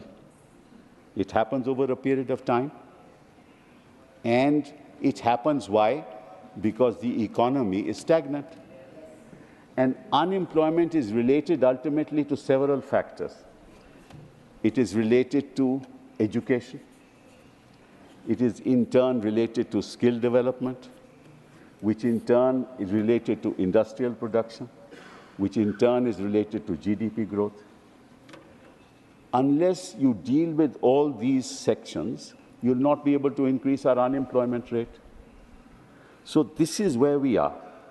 And most of the unemployed people are in the unorganized sector. Only 10% are people who are organized in the organized sector. So the CMI data says that 79% of our population belongs to the working age group of 111 crore people out of 140 crore, of which 83% are unemployed. Now you can imagine the crisis that this country is facing. We can talk of allocations, but I would have thought that the finance minister should give us a roadmap as to how to deal with this crisis. Unfortunately, they've not been able to provide this roadmap because they will have to generate an employment of 7 to 8 million people on a yearly basis for the next 30 years. How will they do that? Where is the roadmap for that? Now, every budget ultimately is a political statement, whether we presented it this side or you presented it that side. It is a political statement. And the fact of the matter is that you are strapped. The fact of the matter is that you know that unless you get 2 people on board, your government will not survive.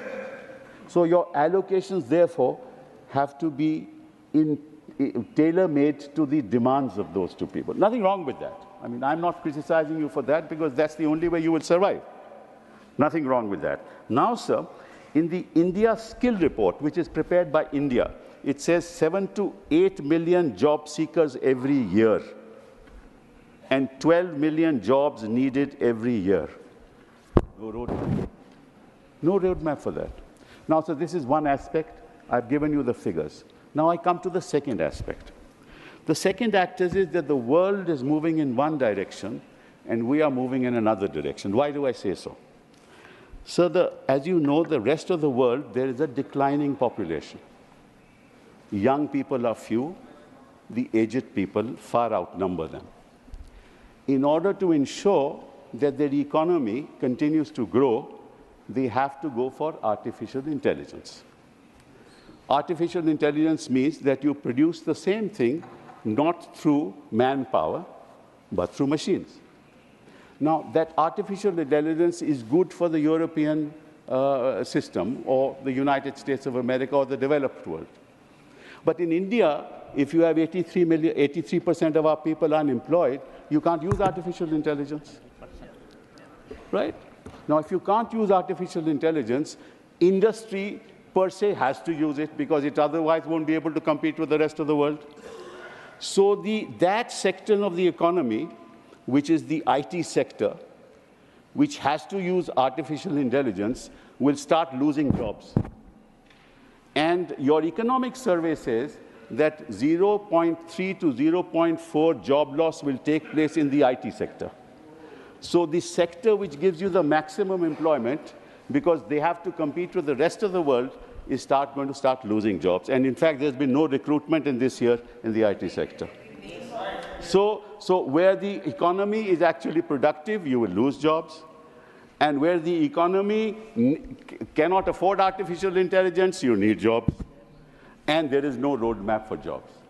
So this is a very serious issue that confronts this government. This is the second issue. And in fact, there is a report of the International Monetary Fund, which says that 60% of all jobs in the developed world will be lost. And 40% of all jobs in the rest of the world will be lost. So if the 40% of the jobs in our part of the world are lost, where are people going to get jobs? Where are they going to earn? Who is addressing this issue, sir? This country needs minds to look at issues, not at politics. You and I are together for the country, not for BJP or Congress or Samajwadi Party or some other party. The nation comes first, sir. And unless the youth of this country, and unless you empower the youth of this country, where will our nation go? Now let me come to the third issue, which is education. So there has been an increase, a slight increase in the education budget. It's not right that there's been a decrease. There's a slight increase in the education budget, but it's still less than 6%, which is what the promise was for a long period of time. But be that as it may, I'm not talking about education. The education structure in our country is what, sir? You get a BA honors in history, you get a BA pass degree, you get a BA honors in economics, you get a BA honors in political science, and ultimately you can't get a job. Where are those jobs? So your entire education structure has to be revitalized, reconfigured in order to marry it into skills. In order to marry it into skills, you need a revamp of the secondary level education system of our country. Because that's where your education system should talk about skills along with education, so that thereafter they get into the ITI system, that is the Institutes of Technology, and that in turn collaborates with industry. So industries, education, ITI to work together for absorption of young people into jobs in industry. That's the way you do it. Who is doing it, sir? Where is that roadmap in our country? What has been said by this government in the budget about these things? Nothing. Nothing at all, sir. And unless you skill our people, you're not going to give them jobs. So what will happen, sir? We all get self-employed. तो कोई दुकान डाल देता है, कोई कहता है कि मैं लोडर का जॉब ले लूँगा। हाँ, आपके बॉम्बे में क्या हुआ आप जानते हो, मैं उसके बारे में बात नहीं करूँगा। 47 लाख एप्लीकेशन और 60,000 jobs for inspectors in Uttar Pradesh. 47 lakh application, वो जॉब क्या करेगा कोई? युवा करेगा क्या? युवा को अगर जॉब नहीं मिलेगा तो फिर क्या होगा सर? वो इस किस्म की पॉलिटिक्स करता है जिसका ये वर्णन कर रहे थे, क्योंकि उनके पास और तो कुछ करने को है नहीं। सर 2 मिनट मैं बैठ जाऊंगा। 10 minutes. You look at the watch. 10 minutes. Okay, 1 more minute. Sir, you take time from Okay, 1 second. Okay, 1 second. Sir, let me Honorable members, 1 second. I'll sit down, sir. No. Mr. Kapil Sibal had to his account 5 minutes. I said he will have 10 minutes. So it is not that I am not looking No, at you've it. been very kind, sir. And no in the dispute. Business Advisory Committee, at the suggestion of the Leader of the House... I wanted to, sir... One second. We'll add the time. At the suggestion of the Leader of the House, and everyone agreed, Mr. Derek O'Brien, Mr. Tiruchi Shiva, that to give a member 3 minutes, he can hardly contribute. That is why I am increasing the hours. Since I met him in my chamber, and we had settled for 10 minutes, but go for 15 minutes, sir. Go ahead. So that's very kind. Another 5 minutes. But after 5 minutes, I'm sure you'll take the seat. No problem. So whenever you ask, I have no desire, Mullahs, to bore the House on issues, Mullahs. Now let me tell you another issue, Mullahs, which is very important. Why is it important? So as you know, that ultimately allocations are made not by government, but by Finance Commission. The 15th Finance Commission made the allocations as to which state is to get how much money. There's some element of politics in that, but let's leave that aside. The Finance Commission said that 41% of the revenues that are earned will go to the states. Right, sir? Now, what actually happened? What actually happened is that the central government started to impose cess and surcharge. Now, cess and surcharge is not allocated to the states. Yes. Right? So all that comes into the kitty of the central government. And the result is today, sir, that the states are getting only 32% of the total resources that the central government gets. 32%. It is supposed to get 41%. It is correct, but it's getting at the moment 32%. Now the problem is, sir, that also the expenditure is monitored by the Union of India. My request to the Finance Minister through you, sir, is the following. You cannot monitor education from Delhi. You cannot monitor healthcare from Delhi. Correct. It's not possible. India is such a vast country, and I have been Minister for HRD. I know how difficult it is to monitor. What is happening in Arunachal will not happen in Uttarakhand. What's happening in Uttarakhand will not happen in Maharashtra. You need a model for each state government as to how they want to take their children forward. For God's sake, give that money to the state government. Let them do what they like to do with education. Let them do what they like to do with health. That's the third point I want to make. And the last point I want to make is the following. Sir, no country has ever progressed unless it has invested in Africa. And in a country like Germany, other parts of the world, this is the kind of expenditure on R&D that is being done. India, it is $47.57 billion, right, over a population of 140 crores. In Israel, it is $16 billion. In Japan, it is $172 billion. In US, it's $606 billion.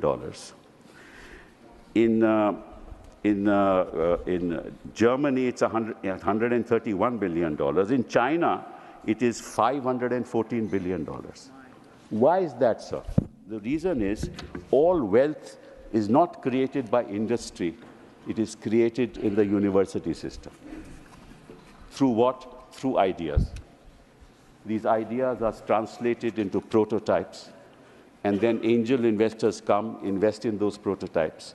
They then are translated into goods and services, and those goods and services ultimately sell. Now, if you do not invest in R&D, either in agriculture, and that is the biggest bane of our country, that you are talking about 2 lakh crore for the agricultural community, but no real expenditure on R&D in agriculture. If you spend 100 crores in agriculture, your return will be 1,000 crores. Therefore, all wealth is created in the university system, both in the United States and in China. And here you are controlling universities. Please allow the education system to be free. Do not interfere in the education system of our country. Do not interfere. And once you give enough resources to the university system, they will produce wealth in themselves. And that's how employment will be generated. And there are several agricultural economists in this country who have been saying this: invest in R&D in agriculture, including some of the people who have written newspaper articles recently. And what you have done in agriculture today, you have increased it by 5%, the budget by 5%. That's going to give you nothing, sir. So please free your mind from control. You want to control the politics of this country, you want to control the economy of this country. It can't happen from New Delhi. Give us freedom, give the states freedom, give our citizens freedom, give our women freedom, give our youth freedom. It's only then that India will rise and we will become a Viksit Bharat. Thank you very much. Shri G.K. Vasan.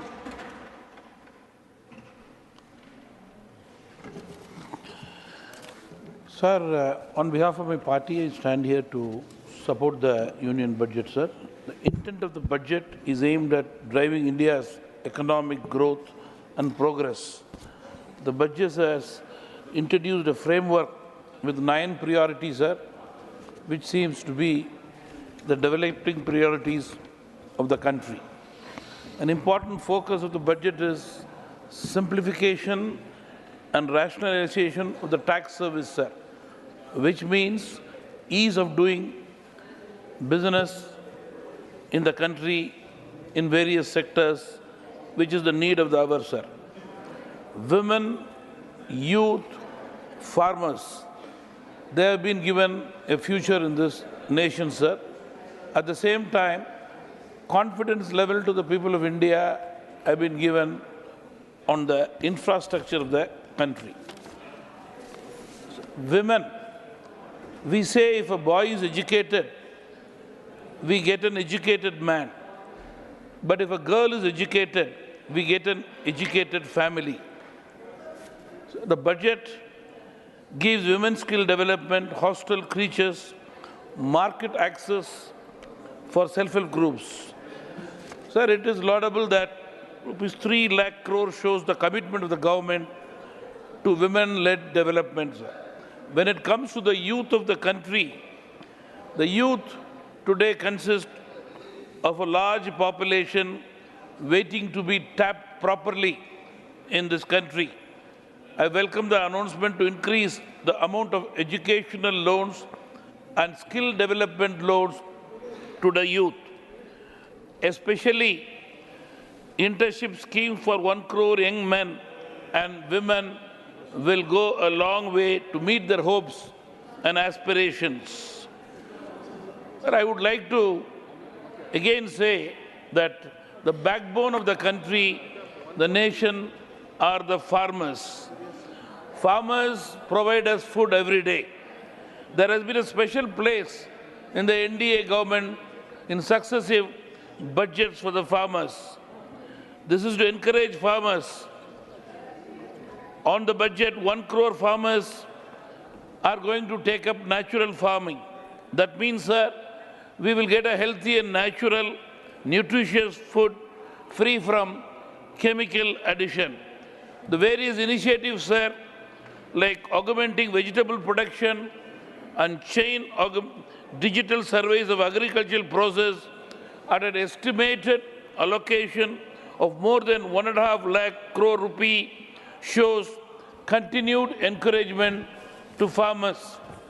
Lastly, sir, when I come to the infrastructure, ever since the NDA government, under the leadership of our Honorable Prime Minister, came to power at the center, investments in infrastructure have witnessed a big push. This year also, the allocation is 11.11 lakh crore for infrastructure development is commendable, especially for agriculture produce to reach the markets and for our industries to function efficiently.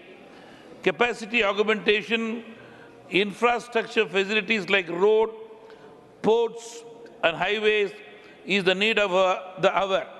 The assurance of viability gap funding for private investments in infrastructure, I would say, is a step for promoting economic development.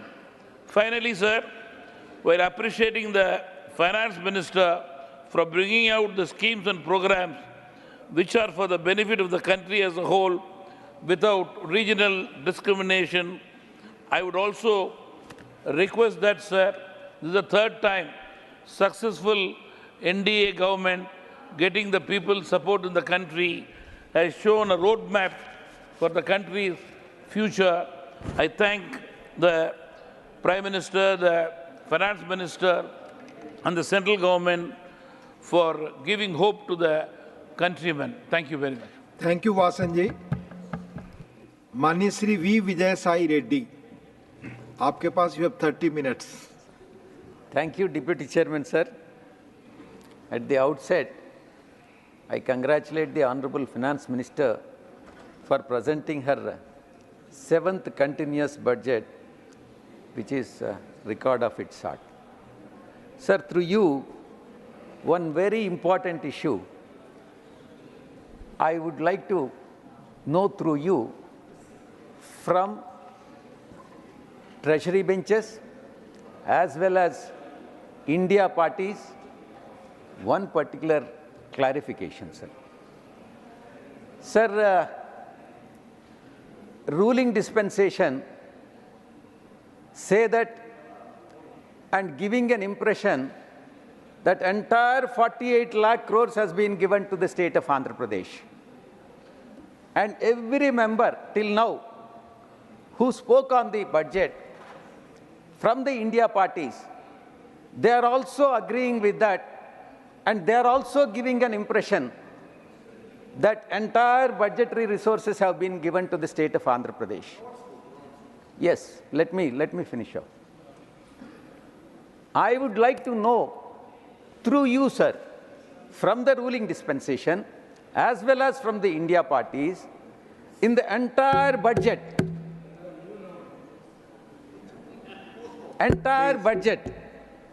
and including the appropriations, including the allocations, tell me the single pie that has been mentioned either in the budget or in the allocations that allocations have been made to the state of Andhra Pradesh. No. Let the Finance Minister answer this question through you, sir. And also the members of India parties who spoke, who agreed with the Treasury benches that the entire, if not the entire amount, majority of the resources have been to the state of Andhra Pradesh. No. 15,000 crores of loan has been arranged, is going to be arranged.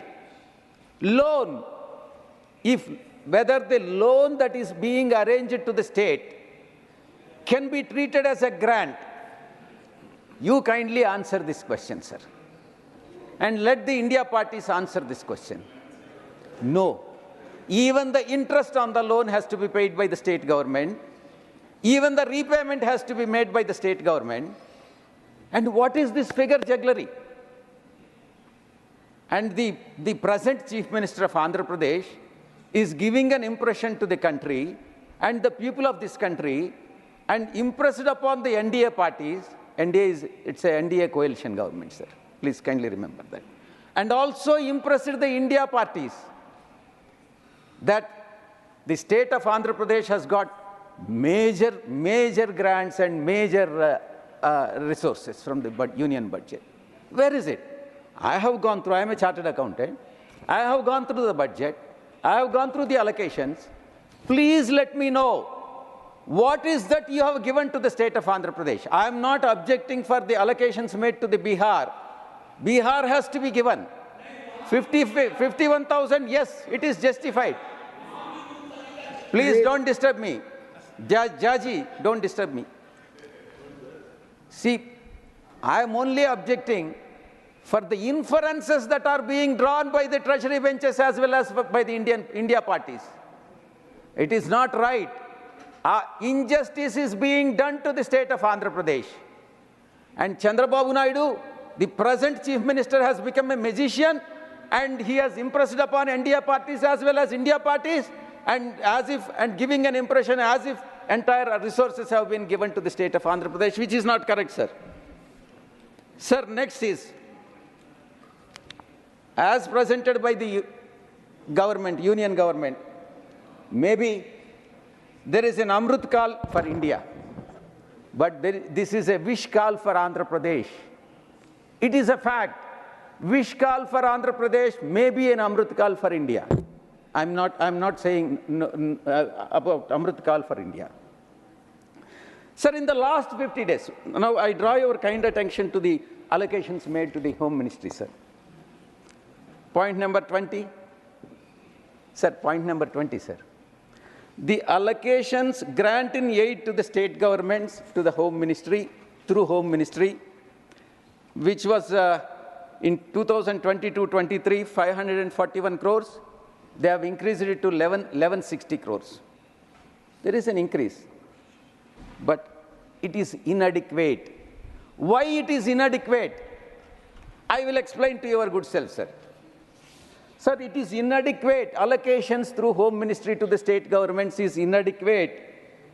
If you peruse and carefully observe and watch the incidents that are occurring in the last 50 days in the state of Andhra Pradesh, sir, Andhra Pradesh has become a hub of violence in which NDA is also a partner. It is an NDA government led by Telugu Desam Party. And targeted murders, targeted rapes, vandalism, and by a particular caste groups. You speak on the budget, Honorable V. Vijay Sai Reddy. This is budget, sir.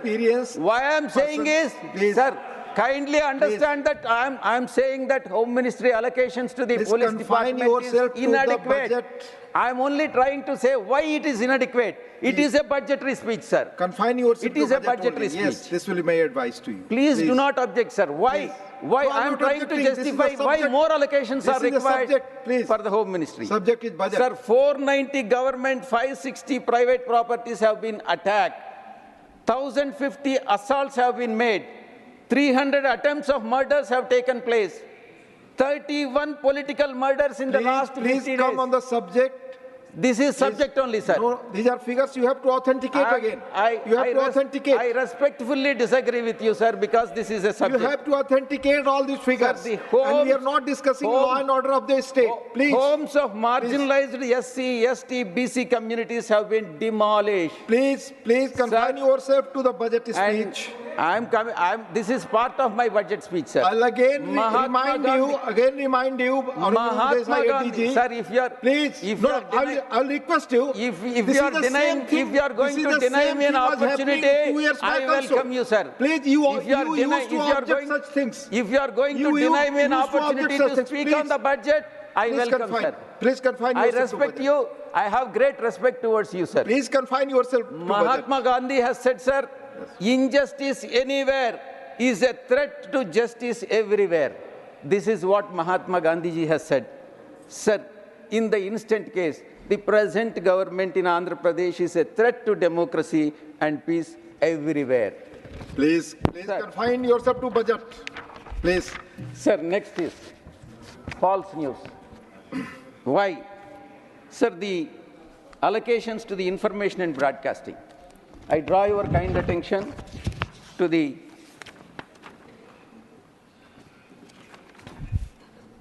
second page, sir. Press Council of India. Sir, I am justifying. It is whatever I say, it is relevant. Please do not say that it is not relevant to the budget. It is completely relevant to the budget. Why? The Press Council of India, allocation to Press Council of India is 15.10 crores, which is inadequate. I'll explain your good self why it is inadequate, sir. Sir, the false news that is being spread over the social media by the groups which have vested interest in the country has become a major threat to the democracy. Sir, I mean, though I'm not very familiar in Hindi, I would like to say, sir, उस हुक्म पे जहान आंचे आए टकराना जरूरी है जो जिंदगी हो तो फिर जिंदा नजर आना जरूरी है. Appreciate. Sir, there is internationally accepted definition of what is yellow journalism. Yellow journalism is a baseless reporting characterized by exaggeration, sensational headlines, unverified claims, and partisan agendas. This is exactly what is happening in the state of Andhra Pradesh. Therefore, increase the allocations to the Press Council of India and make it as don't make it teethless, and give powers to the Press Council of India to take action against these so-called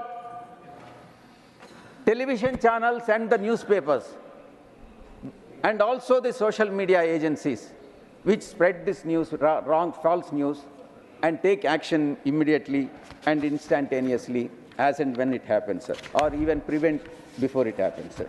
Allocation, sir. So therefore, it is part of the budget speech. It is not a political speech. Sir, Honorable Finance Minister has said that Union government is following scrupulously in its letter and spirit the AP Reorganization Act. Where is it? Where is the Union government following scrupulously the AP Reorganization Act? What happened to the special category status? What has been promised on the floor of this House by the then Prime Minister of the country? And the BJP also, at that point of time, has agreed that it should not be for 5 years, it should be for 10 years. And they have backtracked on that. Special category status may be given to Bihar or any other state, we have no objection. But it should be given as assured and as entered in the assurance register of assurances in Rajya Sabha, that special category status should be given for the state of Andhra Pradesh. The government is a continuous entity, and the promises that have been made, assurances that have been given by the earlier government cannot be withdrawn or cannot be suspended or cannot be ruled out by the present government. They have to be honored unless they are illegal and unlawful. Sir, the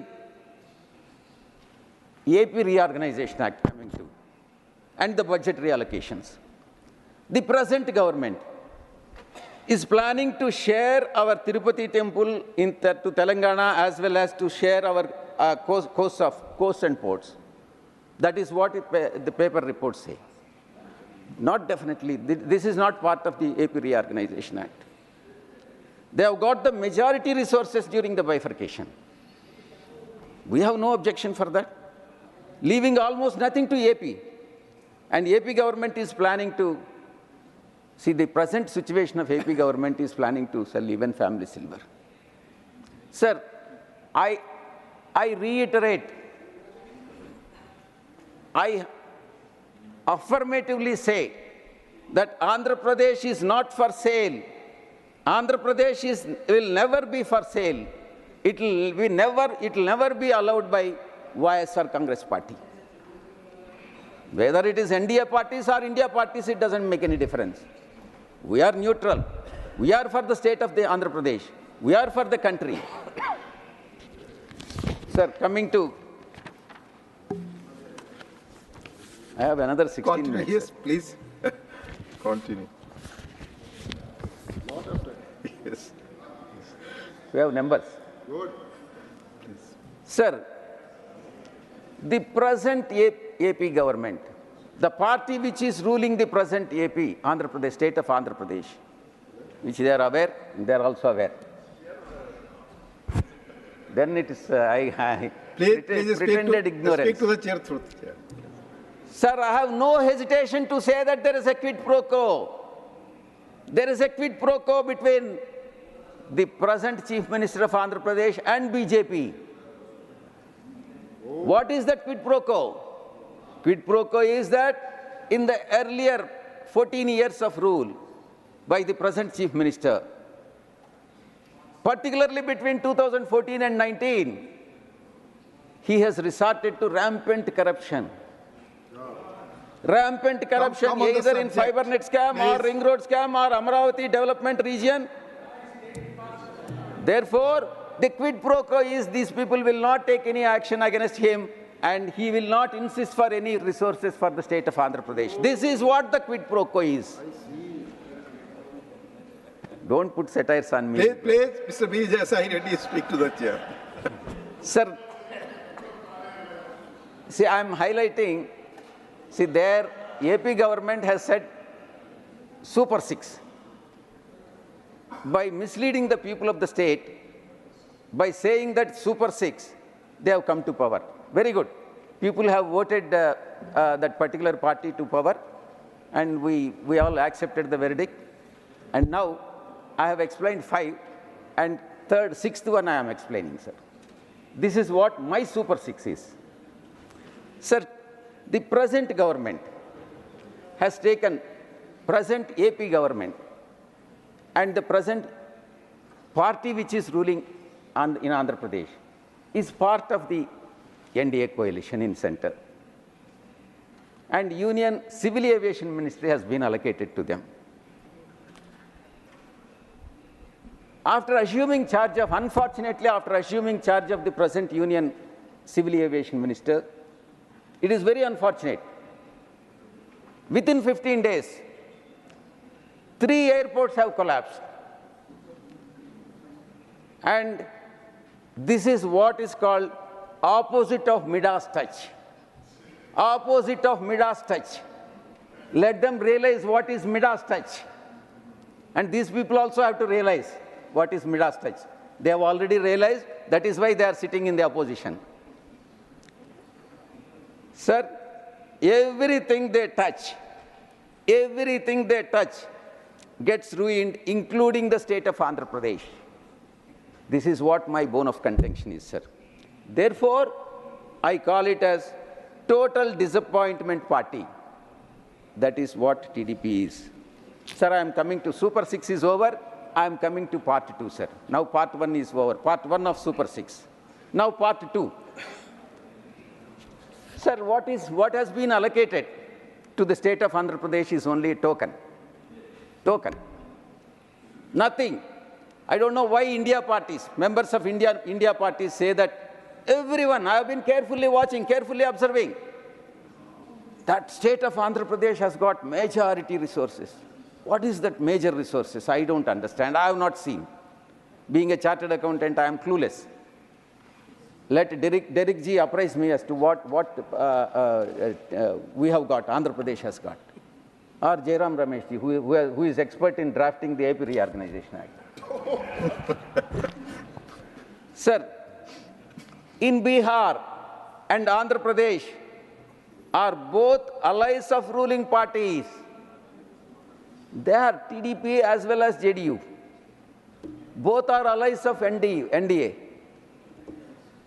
Sir, in forming the union government is there because of these two parties. And don't disturb me. When your turn comes, you can criticize whatever you want to say. Fake news of yellow media. I have already dealt with that, sir. The fake news of yellow media that the budget is for Andhra Pradesh and Bihar. The budget, I say unambiguously and assertively say that the budget may be for Bihar because they want to come back to power in Bihar. They have already come to power in Andhra Pradesh. This may be a budget for Bihar, definitely not for the budget for Andhra Pradesh, sir. So let India parties rectify the mistake what they have committed, and let them in the future discussion, let them not say that this budget is for the state of Andhra Pradesh. By saying so, they are helping the NDA parties. Sir, 26,000 has been allocated for roads in Bihar, highways. What is that has been given to Andhra Pradesh? 15,000 crore loan. That too, center is arranging it. I don't know whether Jairam Rameshji has to say whether loan can be treated at par with the grant. No. According to me, no. As a chartered accountant, no. Interest is being paid by the state government. Repayment is done by the state government. What is that central government is doing? Finance minister has no clarity whether the exemption is granted. There is no clarification. If at all that relaxation of the limit, even that can't be treated as a grant. Sir, industrial nodes, new airports, medical colleges, sports infrastructure for Bihar. No objection. You can give even more also. But Honorable Finance Minister has said that funds will be provided for essential infrastructure in the state of Andhra Pradesh. This is what the budgetary statement is. How much? What is the total fund that is going to be allocated for infrastructure in Andhra Pradesh? There is no clarity. And where is it going to concentrate? There is no clarification by the Honorable Finance Minister. Coming to Polavaram project, Finance Minister did not give a clarification whether the revised project cost, as approved by the Central Water Commission, of 55,000 crores is going to be given to the state of Andhra Pradesh. There is no clarity. And the act has been so loosely drafted by my friend Jairam Rameshji that present central government is now taking advantage of it. I'll have to blame both India parties as well as India parties, particularly my friend Jairam Ramesh. You blame Congress, no? You're blaming India. Oh, both are responsible. Sir, no amount. Yes. Sir, the Andhra Pradesh Reorganization Act. Andhra Pradesh Reorganization Act clearly says that the Polavaram multi-purpose project will be implemented by the central government. Clearly says. However, successive state governments in Andhra Pradesh have taken the responsibility of implementing the project. अरे गिरिराज जी आपको कुछ जानकारी नहीं है, आप चुप रहिए, आपको कुछ जानकारी नहीं है, आपको कुछ जानकारी नहीं है, बोलते रहिए, कुछ भी बोलते रहिए, आप कुछ भी बोलते रहिए, आपको Honorable Vijay Sai Reddy ji will correct now after his. Sir, Jairam Ramesh ji has said that it would be implemented by the union government. Why has it been given to the state government? That is the question which I am posing now. Through you, sir, I see clarification from the present union government. When was it given? When BJP has taken over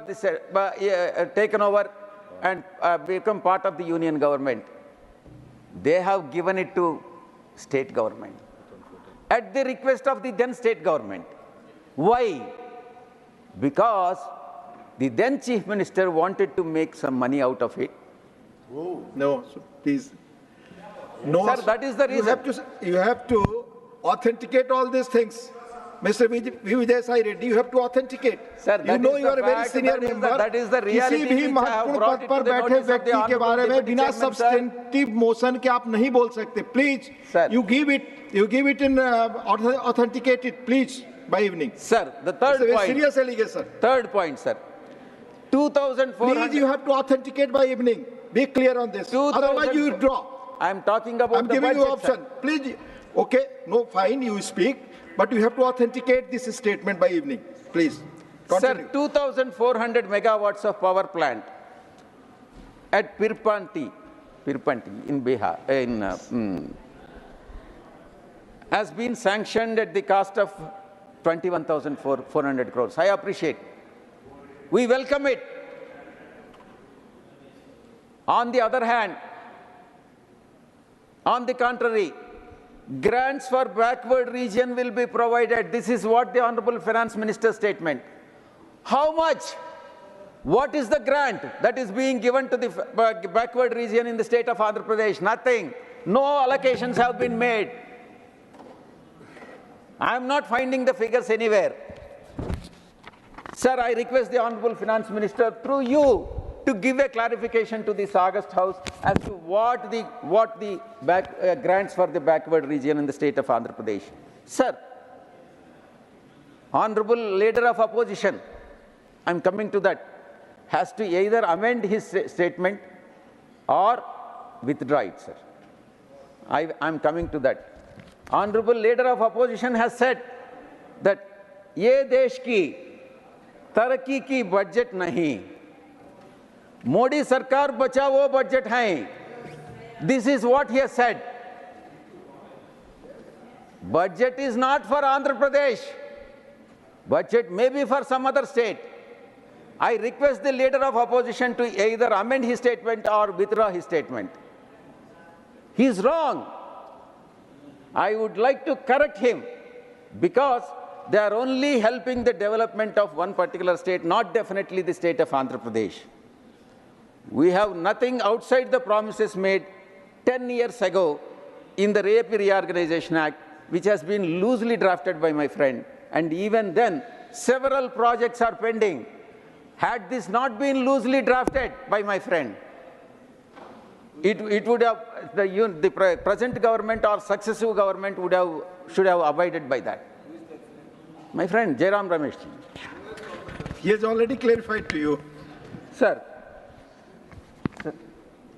4 more minutes. Please.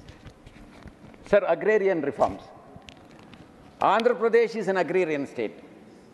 65% of the people are either dependent directly or indirectly on agriculture. The extension of Pradhan Mantri Garib Kalyan Anna Yojana, claiming to benefit 80 crore people, need to upgrade our priorities from food security to nutrition security. This is what my advice to them is. So due to lack of protein food, our country is battling dwarfism. Either we are year after year we are becoming dwarfs, or because of malnutrition. I advise them to improve the nutrition values in the food under the scheme that is being provided. Sir, sir, youth, coming to youth, they have said agriculture, youth, there's in the budget, so many things they have said, employment, so many things. I am coming one by one. Within 4 minutes, I'll finish it off, sir. Sir, misuse of non-creamy layer OBC certificates. Recently, the misuse of caste certificate and disability certificates, that is PWD. The issue that is with the use of fake certificates prevents genuine OBC disabled candidates from accessing seats they deserve. In fact, wrong persons are getting by producing the fake certificates. So appropriate measures have to be taken by the central government, and those who got the employment by producing the fake certificate, appropriate action has to be initiated against them. And workers and employment, coming to workers and employment, employment-linked incentive schemes, focusing on first-time employees and support to employees and employers. There are few suggestions which I would like to make, sir, to the Minister, Honorable Minister. Our economy needs to generate approximately 7.85 million jobs annually by 2036, keeping the population in mind. To meet the demands for our growing population, this is not just a statistic. Sir, it is a clarion to action. the government, present government in power, should initiate action and generate employment for the unemployed youth, which they claim that they are doing everything possible for the youth, which is definitely not adequate. Sir, supporting.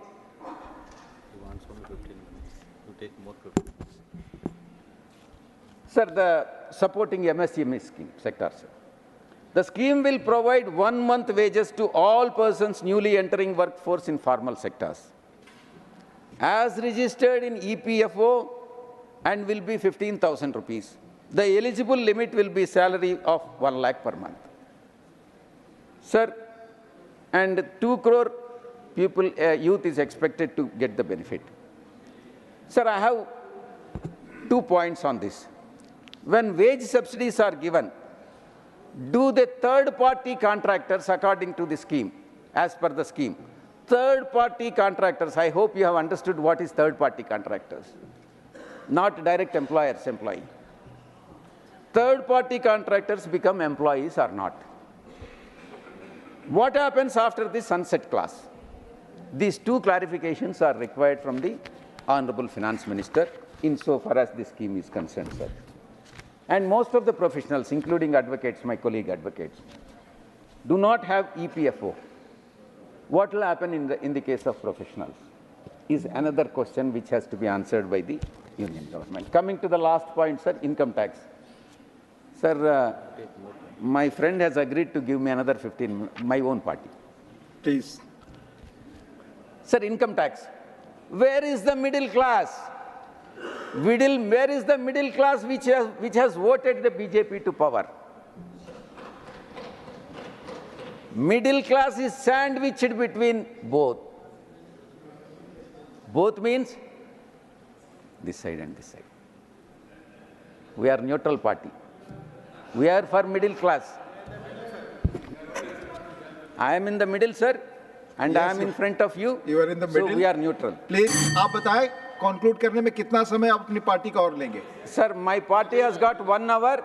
I am taking 35 minutes, and my colleague will take 25 minutes. Sir, no major relief, tax relief in this budget.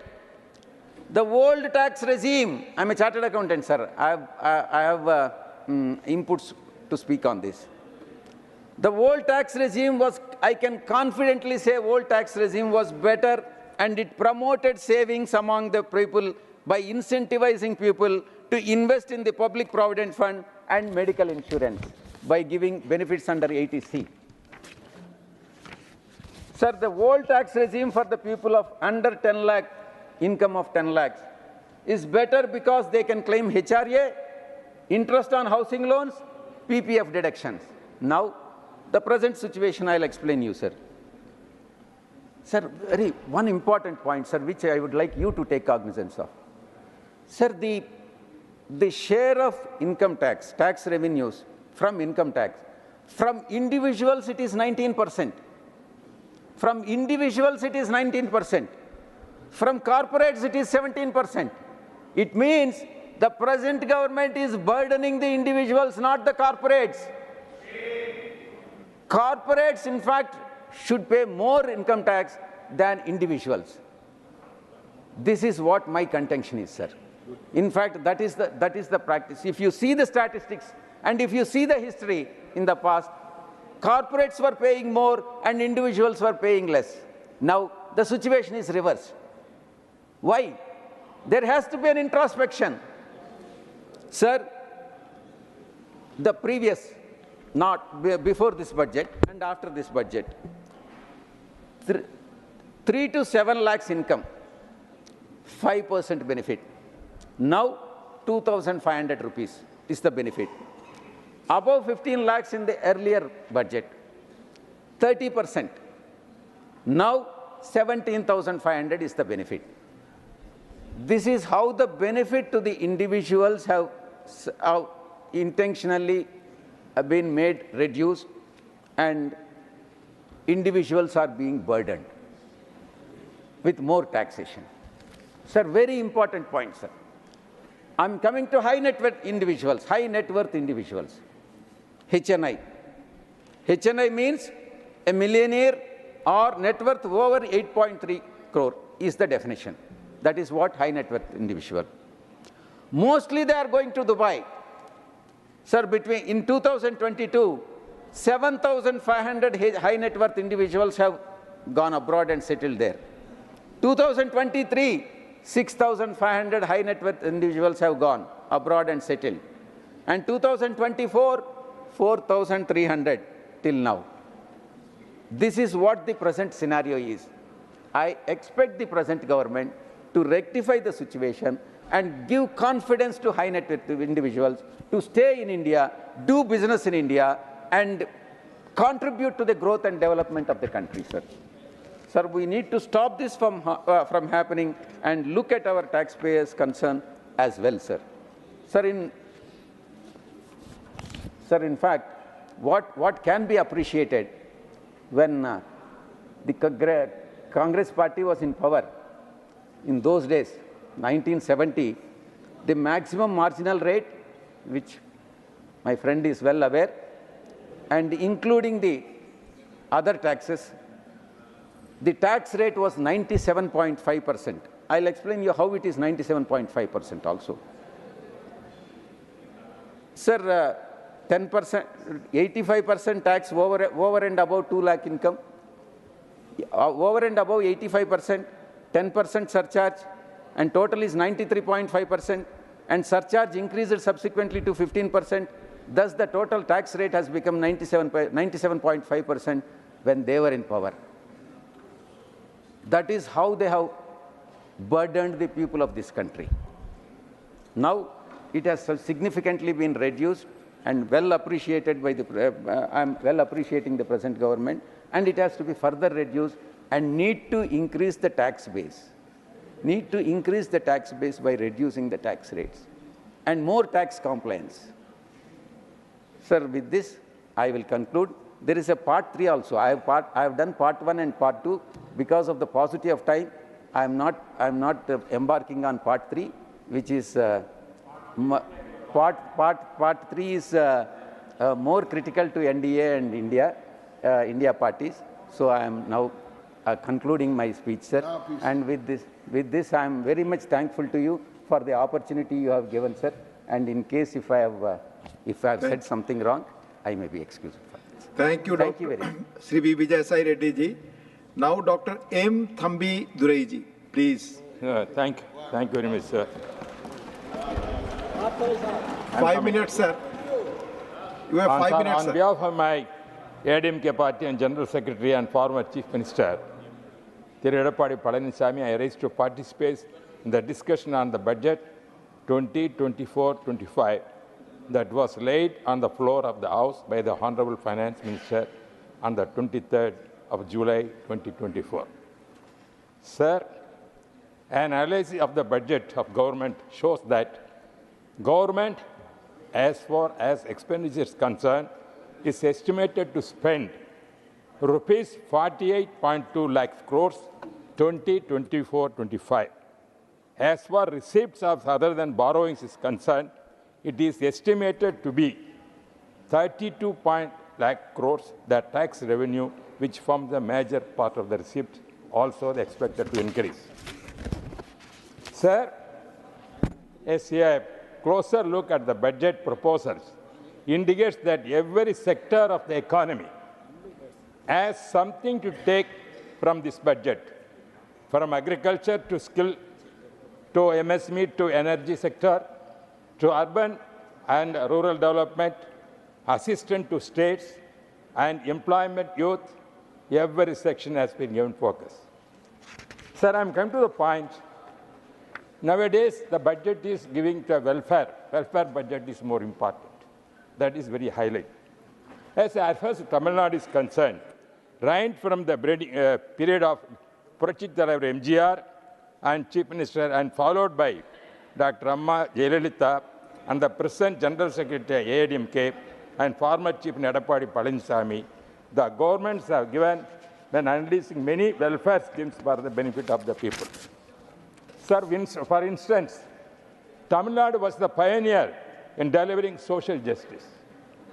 and in announcing implementing welfare schemes for the people, right from midday meal scheme, free education, goal for Mangalsutra, cashless laptops to students, cashless for cycle students, distribution of cattle for the poor, setting up Amma canteen, Amma pharmacy.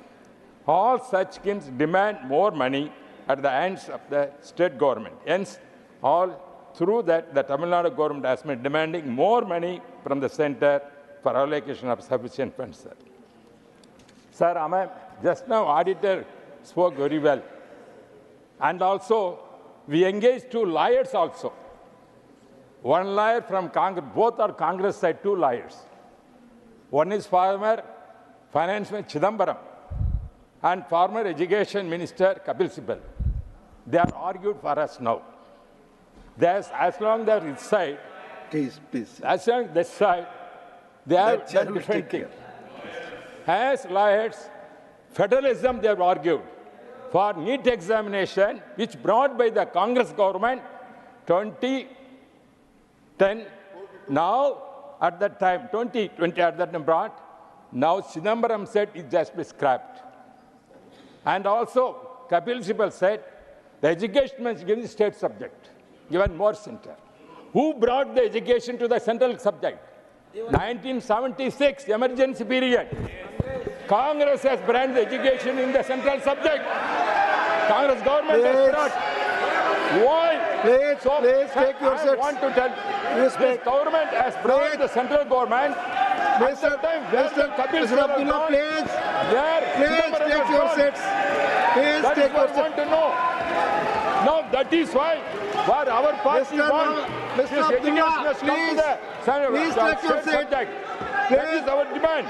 As long as DMK was so many years in the central government with the government, what they have done, whether demanded to abolish the NEET examination or bring the education to the state list, what they have done, 18 years DMK Dr. was ruling in the central government along with that.